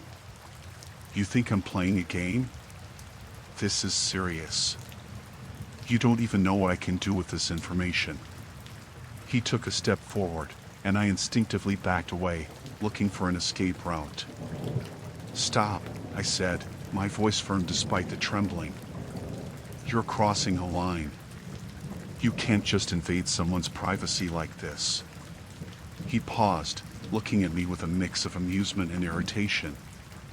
"You really should watch your back," he said, stepping closer again. "You never know who's watching." I turned and ran out of the storage room, adrenaline flooding my body. I rushed back to my station, desperately trying to shake the feeling of his eyes on me. I needed to get out of there. I wanted to go home and never return. As I reached the main area of the printing shop, I could still hear the hum of the machines, but now it felt suffocating. I grabbed my things, not caring about the printed sheets anymore. I wanted to leave this nightmare behind. I could still feel Jake's presence lingering in the air, and I couldn't shake off the feeling that he was still watching me, even from a distance. I ran out into the night, the cool air hitting my face like a wave of relief. I drove home in a daze, heart racing, mind racing even faster. I decided I would talk to my boss in the morning. I would tell him everything. I needed to feel safe again. The next day, I went to work and had a conversation with my boss. I explained everything, from the strange symbols to Jake's unsettling behavior. He took my concerns seriously and assured me he would address the situation. They let Jake go that day. I never found out what his intentions were, but I felt a sense of relief as I left the building for the last time. The experience changed how I viewed the world. I learned to be cautious with what I shared, realizing that not everyone can be trusted. I decided to move on, leaving that place behind, but the memory of those printed symbols haunted me for a long time after.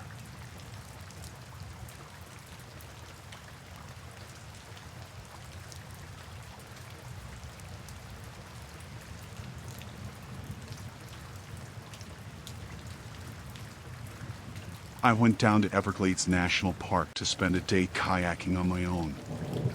I liked the feeling of being out in the wild by myself.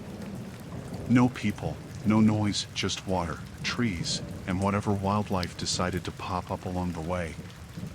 The Everglades are thick and quiet, just all green and brown stretching forever. Most people take boat tours, but I wanted to go out by myself, move slow, take it all in. I started early. The air was sticky and warm already, but that's Florida for you. I had packed light, just a small bag with water, a snack, and my phone in a plastic case, just in case I dropped it in the water. It was quiet, that kind of quiet that feels thick and heavy. You could hear every little splash or rustle. It must have been around noon when I was deep into the trails, navigating through narrow channels where the trees formed a kind of tunnel over me. I stopped to get a drink of water, letting the kayak drift, and it was then I noticed the silence had changed. It felt different. Like it wasn't just nature sounds missing, but as if something else was there, watching. I glanced around, seeing nothing but trees, water, and the trail I'd come from. No other boats, no people. I took a deep breath and pushed forward, chalking it up to nerves. But not 5 minutes later, I heard a faint splash behind me, like a paddle dipping into the water. I froze, the silence returning right after. I looked over my shoulder, half expecting to see another kayaker, maybe someone who just liked the idea of solo kayaking, too. Nothing. I didn't move at first, just let the kayak drift while I listened. The water rippled behind me, like it does when something moves. I shrugged it off, telling myself it was just a gator somewhere nearby, moving around under the surface. I moved on, keeping a steady pace, but I couldn't shake the feeling. A little later, I heard it again, louder this time, a definite, rhythmic sound of paddling. It was close enough that I should have seen whoever it was, so I turned around again. The water stretched back, empty. No ripples, no kayak. Nothing. My pulse was picking up now, that jittery feeling you get when something's not quite right. I was about to call out, ask if anyone was there, maybe crack a joke if it was just someone being weird, but something stopped me. So, I kept paddling. The trail wound through tighter, denser channels, or even the light struggled to get through. But every time I ease up, listen, that sound of paddling was there, just out of sight. I tried changing up my speed, slowing down, then speeding up, trying to catch them, but every time I looked back, it was like they just disappeared. At this point, I was more than a little on edge. It didn't make sense. If someone was out here with me, I would have seen them by now. I paddled hard, hoping to leave whoever it was behind, but when I stopped again, there it was, that soft, steady splash behind me. And it was closer. This time, I spun around fast, searching for any sign, any ripple. And there it was, just a shadow, darting between trees, slipping around a bend in the water. I couldn't make them out, just the outline of a kayak, but it was enough to know I wasn't alone. I started to think I should turn back, but the thought of passing this person on the way made my stomach knot. I decided to just keep going, thinking the trail looped around eventually.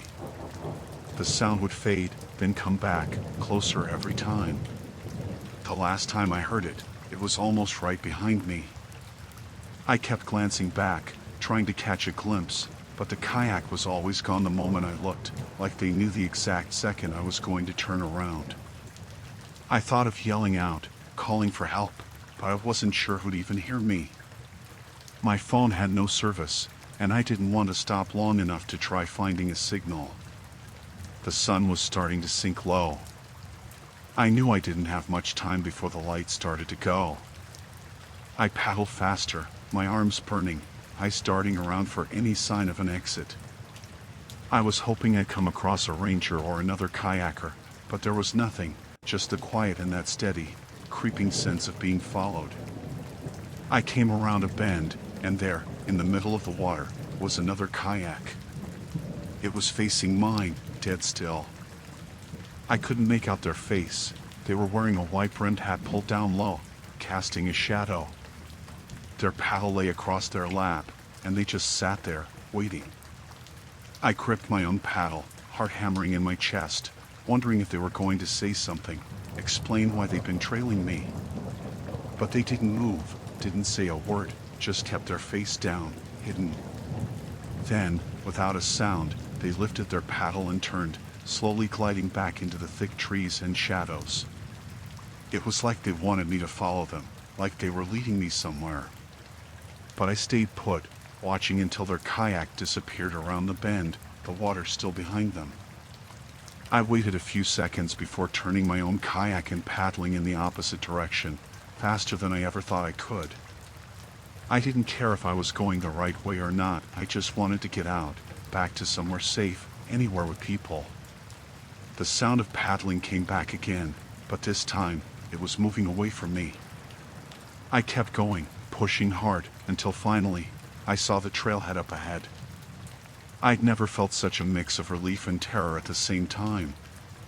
When I pulled up to the shore, I looked back one last time. The water was calm, no sign of anyone, like they'd never been there at all. I dragged my kayak onto land, barely stopping to catch my breath before making my way back to the car. As I loaded up, I kept scanning the trees, half expecting to see that figure standing somewhere, watching. But there was nothing, just the empty trail behind me, and the long, empty stretch of road out of the park.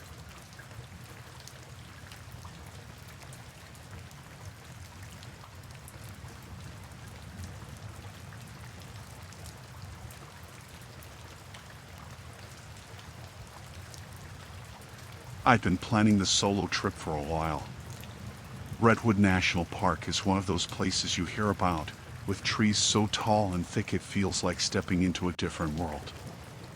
I'd been hiking solo for years and thought I'd be fine. I'd mapped out a couple of trails I wanted to follow, some less common ones that wound deeper into the trees. I wanted a quiet, peaceful experience, just me in the forest. Everything was fine for the first couple of hours. The air was cool, the trees stood like silent giants around me, and there wasn't another person in sight. I'd kept my map tucked in the outer pocket of my pack, pulling it out every now and then to make sure I was on track. I didn't have any cell service out there, so the map was all I had. After stopping for a quick break, I reached back to grab the map and it was gone. I was sure I'd put it back, and I hadn't felt anything fall out, but the pocket was empty. I retraced my steps for a few hundred feet, figuring I'd just dropped it somewhere along the trail, but it was nowhere to be seen. I started to get this strange feeling in my gut, a mix of frustration and something else. I tried to shake it off, telling myself it was just a lost map, nothing more. I kept going, hoping maybe someone else on the trail would have seen it. After maybe another hour, I stopped at a clearing and sat down, deciding I'd take a breather and figure out what to do next. That's when I heard someone coming up the trail behind me. I turned and saw a man walking toward me, holding something in his hand. "Hey," he called out as he got closer, holding up my map. "This yours?" I nodded, relieved and a little confused. I hadn't seen anyone pass by, so I had no idea how he'd found it. "Yeah, thanks. I thought I'd lost it back there," I said, reaching for the map. He handed it over, but didn't move away. Just stood there, watching me with this odd look. He was smiling, but it didn't reach his eyes. They were dark, and there was something off about the way he held himself, just a little too still. "Saw it lying around," he said, shrugging. "Figured I'd bring it to you." I thanked him again, trying to keep it casual, but something about him was making me uneasy. I couldn't quite place it. He was just there, not looking away, not really blinking. After a few awkward seconds, he nodded and continued down the trail without another word. I watched him go until he disappeared around the bend, feeling my shoulders relax once he was out of sight.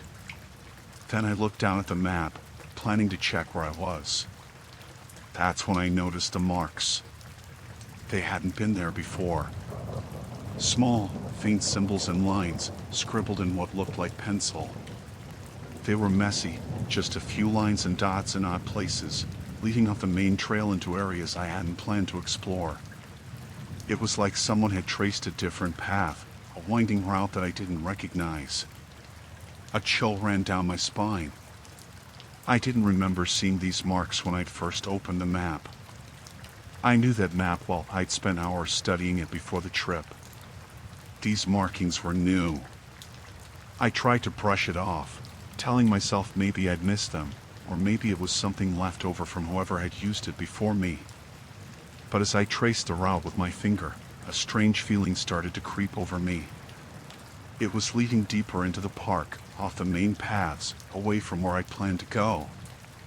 Against my better judgment, I decided to follow it.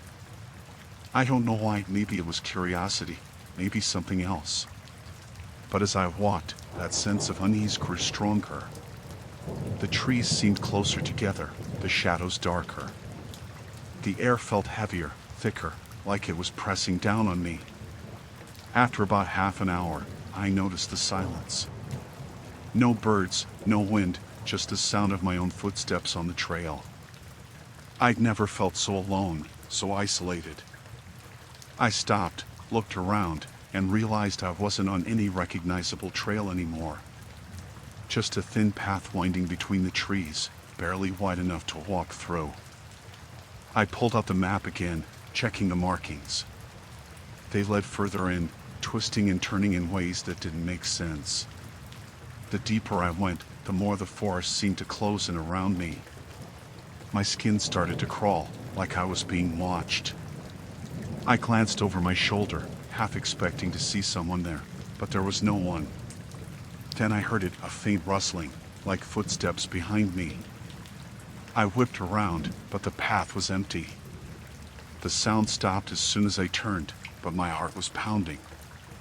I took a deep breath, tried to calm myself down, and kept going. A few minutes later, I heard it again. Closer this time.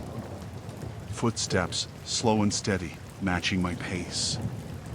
I turned again, and again there was no one there. Just the empty trail behind me, winding through the trees. I picked up my pace, gripping the map tightly. I didn't want to look at it anymore, didn't want to see those strange markings, but I couldn't let go of it either.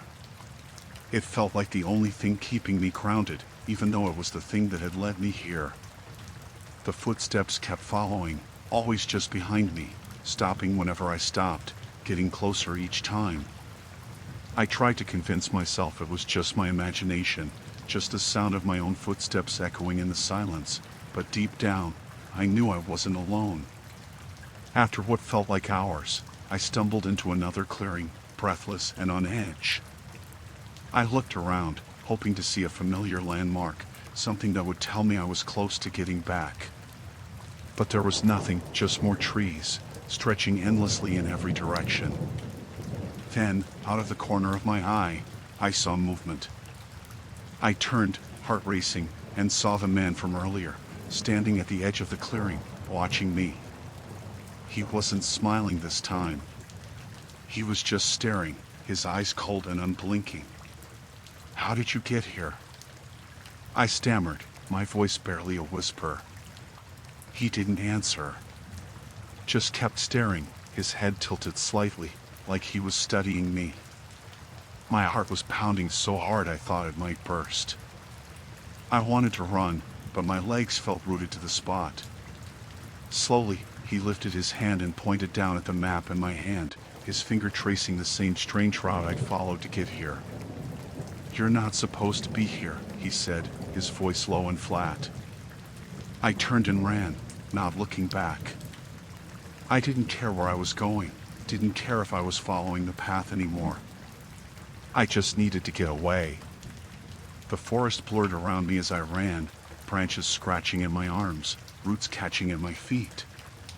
The footsteps were right behind me now, fast and relentless, keeping pace with every step.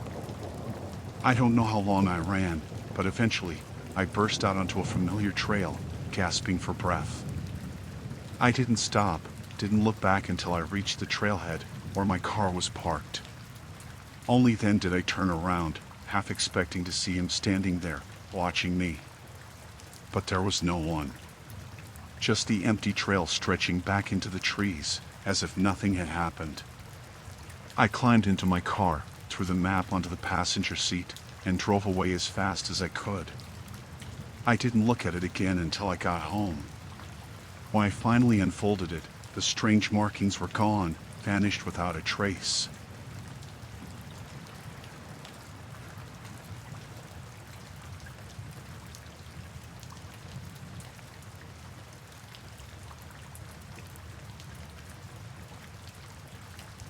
It was late when I finally made it to the beach. I'd been driving all day, trying to get some distance from everything, from work, from people. Just needed some quiet. I found this spot down a winding road, tucked between cliffs, barely marked on the map. It was a wide, empty stretch of sand, nothing around but a few dark rocks scattered here and there, the waves crashing against them. I parked at the far end of the beach where there was no one else in sight, not a single other car. The sun was just starting to set, and the air was cool, just right. I took off my shoes, left them by the car, and walked toward the water. The sand was cold under my feet, but I didn't mind. It felt good, felt calm. I walked slowly, listening to the waves, watching the colors fade as the sky turned from orange to gray, then darker. I walked a while, thinking I'd go to the far end of the beach and then turn back, just to stretch my legs. After a bit, I looked back, just to see how far I'd gone. My footprints stretched out behind me in a straight line, and I was surprised by how far I'd already walked. There was no one else around, just me and my tracks in the sand, going back to where I'd parked. It felt good, having all that space to myself. As I kept going, I started to notice something strange. My footprints in the sand looked different. I don't know how to describe it at first. They were there, same size and shape, just like they should be. But it looked like they'd somehow gotten closer together. Like there were more of them, almost doubled up, like someone had been walking right behind me, stepping exactly in my tracks. I turned around, half expecting to see someone, but there was no one there. I didn't see anything unusual, just a darkening beach, the waves rolling in, my car a tiny dot in the distance. I shook my head, telling myself it was probably nothing. Maybe the wind had blown some of the sand over, making it look like there were more footprints. But I couldn't shake the feeling. I kept looking over my shoulder as I walked, expecting to see someone, but the beach was empty. Just me, the sand, and the waves. I told myself to keep going. The end of the beach wasn't far now. I'd walk to the end, turn around, and head back. I kept moving, ignoring the unease in my gut. Then, I stopped. I don't know what made me stop. Just a feeling. I looked down at my footprints again, and this time I noticed it for sure. There were two sets of prints, one mine and another, right next to it. They were lined up so perfectly, step for step, that they matched my prints exactly. Same size, same shape, like a shadow, following my every move. My heart started pounding. I bent down, squatting next to one of the pairs, studying them closer. It was impossible. They were the exact same size as my feet, same width, same length, same everything. I looked up and down the beach, but there wasn't a soul in sight. Just empty sand stretching back to where I'd parked. I looked again, checking to see if maybe the prints went off somewhere else, like someone had crossed paths with me at some point and I'd missed it. But there was nothing.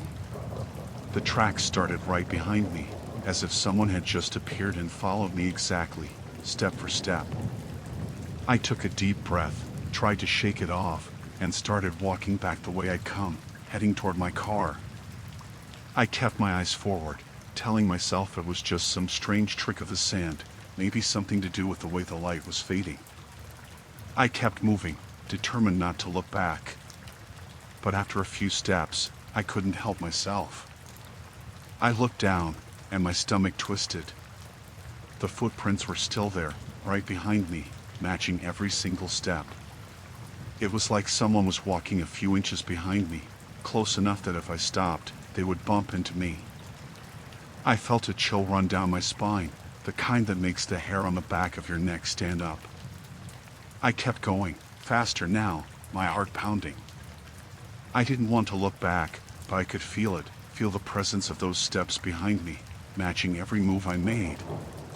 I picked up my pace, almost jogging now, my breath coming quicker, the sound of the waves drowned out by the rush of blood in my ears. When I finally looked down again, my heart stopped.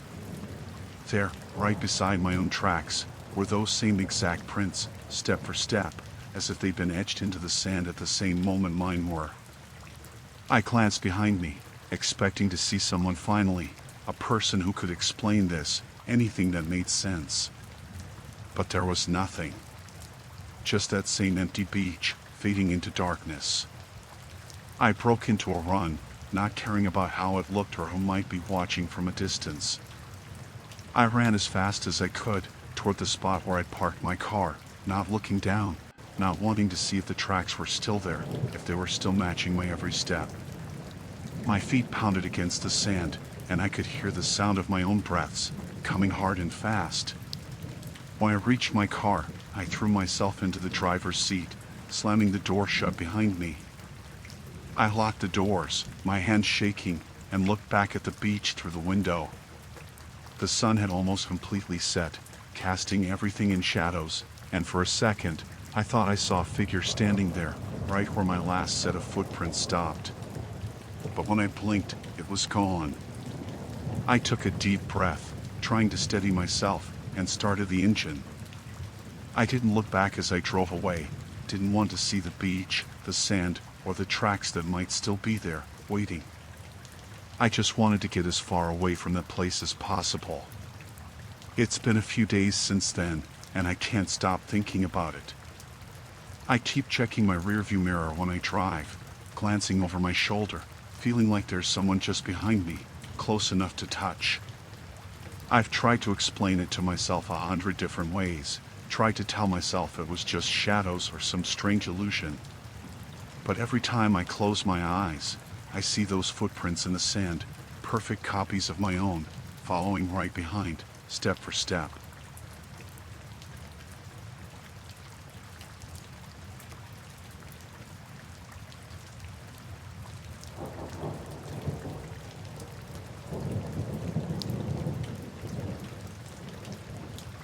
It was late, probably just past midnight, and I was sitting at a nearly empty bus stop. The rain had stopped earlier, but everything still smelled damp. The street was quiet, just the occasional car passing by in the distance. The bus was running late, and I was already regretting staying out so late. The street light above me flickered now and then, but at least it stayed on.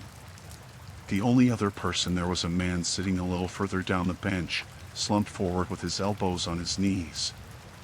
At first, I didn't pay much attention to him. He was muttering to himself, but a lot of people talk to themselves in public, especially late at night. I figured he was just waiting for the bus like me, maybe a little drunk or something. He wore a big jacket that looked too heavy for the weather, and his hair was a bit messy. I kept my eyes on my phone, scrolling through random stuff to pass the time, but I was very aware of him. The muttering started to get louder. It wasn't full sentences, just broken phrases, but it sounded angry. I glanced at him out of the corner of my eye, and he was rubbing his hands together, rocking a little. That's when he suddenly stopped and looked right at me. "You," he said, his voice sharp and low. "You know something." I froze for a second, confused. "Sorry?" I said, trying to sound polite.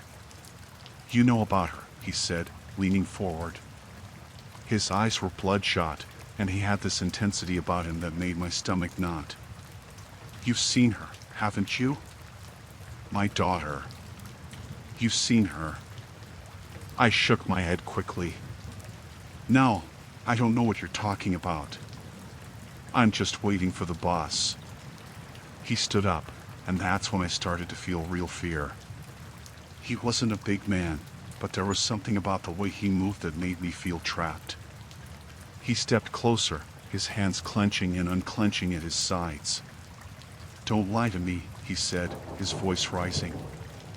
"I've seen the way you're looking at me. You know where she is." I stood up, trying to create some space between us. My heart was racing, but I forced myself to stay calm. "I don't know anything about your daughter," I said, backing up a step. I'm just waiting for the bus, like you. He shook his head, his eyes narrowing. No, no, no. You're lying. You people always lie. He pointed a finger at me, his hand shaking. You know what they did to her. You were there. I didn't know what to say. The street was completely empty, and the nearest building was a closed convenience store with the lights off. I glanced down the road, hoping to see the bus, but there was nothing. I don't know anything, I said again, my voice shaking now. I think you have the wrong person. He took another step closer, and I backed up until I hit the edge of the bench. Don't walk away from me, he said, his voice sharp. You're going to tell me what I need to know. I looked around, trying to figure out my options. I thought about running, but the bus stop was in the middle of a long stretch of road with nowhere to go. My phone was in my hand, but I didn't want to provoke him by pulling it up to call someone. I'm telling you the truth, I said, trying to keep my voice steady. I don't know you, and I don't know your daughter. His face twisted, like he was trying to decide if he believed me or not. Then he laughed, a short, bitter sound. Of course, you'd say that, he muttered. They always say that. He turned away for a moment, pacing back and forth in front of me. I took a deep breath, trying to think of how to get out of this. Look, I said, keeping my tone calm, if your daughter is missing, you should talk to the police. Maybe they can help you find her. He whipped around to face me, his expression wild. The police, he spat. They don't care. They're in on it. All of them. They know what happened to her, and they're covering it up. Just like you. I didn't respond. I realized there was no reasoning with him. His eyes kept darting around, like he was expecting someone to jump out of the shadows. You're not going anywhere, he said suddenly, stepping closer again. He was so close now I could see the lines on his face, the way his hands trembled. Not until you tell me the truth. I felt trapped, my mind racing for a way out. My hands were shaking, but I gripped my phone tightly and took a step to the side, trying to put some distance between us. I don't want any trouble, I said. I'll leave, okay? You can wait for the bus here. He moved to block me, his body tense. You're not leaving, he said. Not until you tell me what you know. At that moment, I heard the faint sound of an engine. I turned my head quickly and saw headlights in the distance. The bus was finally coming. Relief flooded through me, but it was short-lived. You think you're going to get away? He said, his voice dripping with suspicion. You think I'm just going to let you leave? I didn't answer. I kept my eyes on the bus, willing it to get there faster. The man stepped even closer, and I could feel the panic rising in my chest. As the bus pulled up, I moved quickly, stepping around him and heading for the door. He grabbed my arm, his grip tight, and I let out a yelp. You're not leaving, he shouted, his voice cracking. The bus driver opened the door, and I shouted, help me. The driver, an older man with a no-nonsense look, stepped out immediately. Hey, he barked, his voice loud and commanding. Let her go. The man hesitated for a moment, then released my arm. I stumbled back, my heart pounding as the driver stepped between us.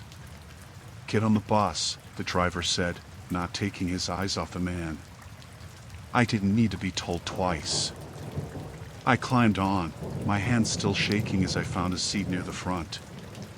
The driver stayed outside for a moment, talking to the man, but I couldn't hear what they were saying. Eventually, the driver got back on the bus and closed the door.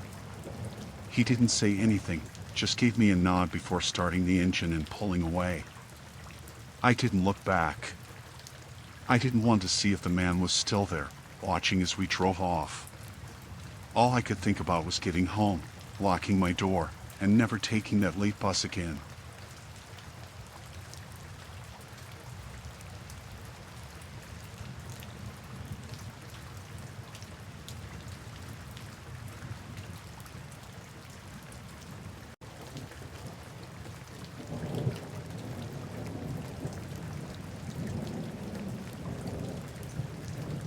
I was looking forward to a quiet weekend away. My job had been stressful lately, and I needed some time to myself to just relax, away from the noise of the city. I found a small cabin, tucked away in the woods about an hour from town. It was the kind of place you'd find on a rental site, a little rustic, off the beaten path. The weather forecast was calling for rain all weekend, which I actually didn't mind. There was something comforting about being stuck in a cabin while the storm raged outside. I arrived Friday evening, just as the rain started to pick up. The place was exactly what I expected, small, old, but cozy. It had that musty, earthy smell you get with places that haven't seen much air. I didn't think much of it. The first thing I did was get the fire going. I made myself a cup of tea, grabbed a book, and settled in for what I thought was going to be a nice, peaceful evening. As the night went on, the rain only got worse. It was pounding on the roof, the kind of heavy rain that makes you feel like the world is closing in around you. I could hear the wind whistling through the trees outside, and the cabin creaked a little, but that was normal. I tried to relax, but I kept hearing little noises. At first, it was just the wind and the rain, but then there were knocks. Soft knocks, 1, 2, 3. I told myself it was probably the wind, or maybe an animal outside. But it kept happening. Every so often, the knocks would come again, and they sounded like they were coming from inside the cabin. I stood up and looked around the room. The fire was crackling in the fireplace, casting shadows across the walls, and the place felt so empty. I wasn't scared exactly, but I felt uneasy. Like there was something in the air. Something wasn't right. I checked the windows, thinking maybe a branch was tapping against the glass, but they were all locked tight. I walked around the cabin, checking the doors, making sure everything was secure. It wasn't until I walked past the front door that I saw them boots. Not just any boots, but big, heavy work boots, sitting right by the door like they'd been left there intentionally. They were soaking wet, the soles covered in mud, and the laces were tangled. I froze. My first thought was maybe someone had been staying in the cabin before me and left them there, but that didn't make any sense. I had gotten the cabin on my own, and the place had been cleaned before I arrived. There was no way someone else had been here recently. I reached down and picked them up, just to see if there was any sign of who they belonged to, but there was nothing. No name tag, no identification of any kind. It was like they'd just been abandoned. I glanced around the room again, but the cabin was still empty. No one else was there. I set the boots back down and moved to the window. I looked out into the dark, wet night, but all I could see was the storm, the rain blurring everything outside. I didn't know what to make of the boots. Maybe someone else had been there, and I just missed them. Maybe the storm had caused some kind of misunderstanding, or maybe my mind was just playing tricks on me. But then I heard it. A scraping sound. Soft at first, like fingernails running across a surface. It came from the hallway, just outside the living room where I was sitting. The noise was faint, almost imperceptible, but it was there. I froze again, my heart pounding in my chest. It wasn't the wind. It wasn't the rain. It was something else. I stood up slowly, my legs feeling unsteady. I didn't want to check, but I had to. I couldn't just ignore it. I walked down the hallway, holding my breath, listening for any sign of movement. The scraping sound stopped as I reached the end of the hallway, and for a second, I thought maybe it was just my imagination, But then there was a knock. A real knock. Right at the door. 3 solid, loud knocks. Someone was outside. My heart skipped a beat. I didn't want to open the door, but I couldn't just leave it unanswered. I moved to the door and stood there for a moment, not knowing what to do. My mind raced. Maybe it was another person seeking shelter from the storm. Maybe it was a neighbor from the nearby cabin who needed help. But something didn't feel right. I slowly turned the doorknob, the door creaking as I opened it just a crack. The rain hit my face immediately, and I squinted through the downpour, looking for anyone standing outside. The driveway was empty. There was no one there. But I couldn't shake the feeling that someone was watching me. I felt their presence. My skin crawled. I stepped back from the door and closed it quickly, locking it behind me. I stood in the middle of the room for a long time, my heart racing, trying to make sense of everything. The storm outside was so loud, but inside, it was eerily quiet. I tried to tell myself it was just the weather, just the isolation playing tricks on me, but the boots, the knocks, the scraping, none of it made sense. I went back to the window and peered out, trying to see through the rain. That's when I saw it. A figure standing just outside, just beyond the range of the light. It was hard to make out clearly through the rain and the darkness, but I could tell that whoever it was, they were watching me. Standing completely still. I felt my stomach drop. I wanted to call the police, but I didn't know what I would tell them. There was no one on the road. No signs of anything wrong, except that feeling, the feeling of being watched. The figure didn't move. It just stood there, staring, until I finally had to look away. My breath caught in my throat, and I took a step back from the window. My hands were shaking as I turned to the door again, the same door that I had locked just minutes before. The door handle was turning. Slowly. Quietly. I froze. I don't know how long I stood there, watching the door, hearing the faint click of the handle turning. It wasn't loud, but it was enough to make my heart pound in my chest. The wind was howling outside, and the rain was still beating against the cabin, but in that moment, all I could hear was the soft scrape of the handle. It stopped, and for a few seconds, I thought I was imagining things. Maybe I just imagined the whole thing. But then the door creaked again, like something was pushing against it, testing it. I didn't wait around to find out. I grabbed my stuff, my keys, anything I could carry, and I bolted out the back door, not looking back. I didn't care if it was raining harder. I didn't care if I was soaking wet. I wasn't staying in that cabin another minute. I ran through the woods, not knowing where I was going, just trying to get away from whatever was in that cabin. The rain pounded against me, but I kept moving, not stopping until I found the main road. I didn't look back. I never went back to that cabin. I don't know who was in there, or what they wanted, but I know I wasn't supposed to be there. I'll never forget the feeling of someone watching me, the noise, the scrape at the door.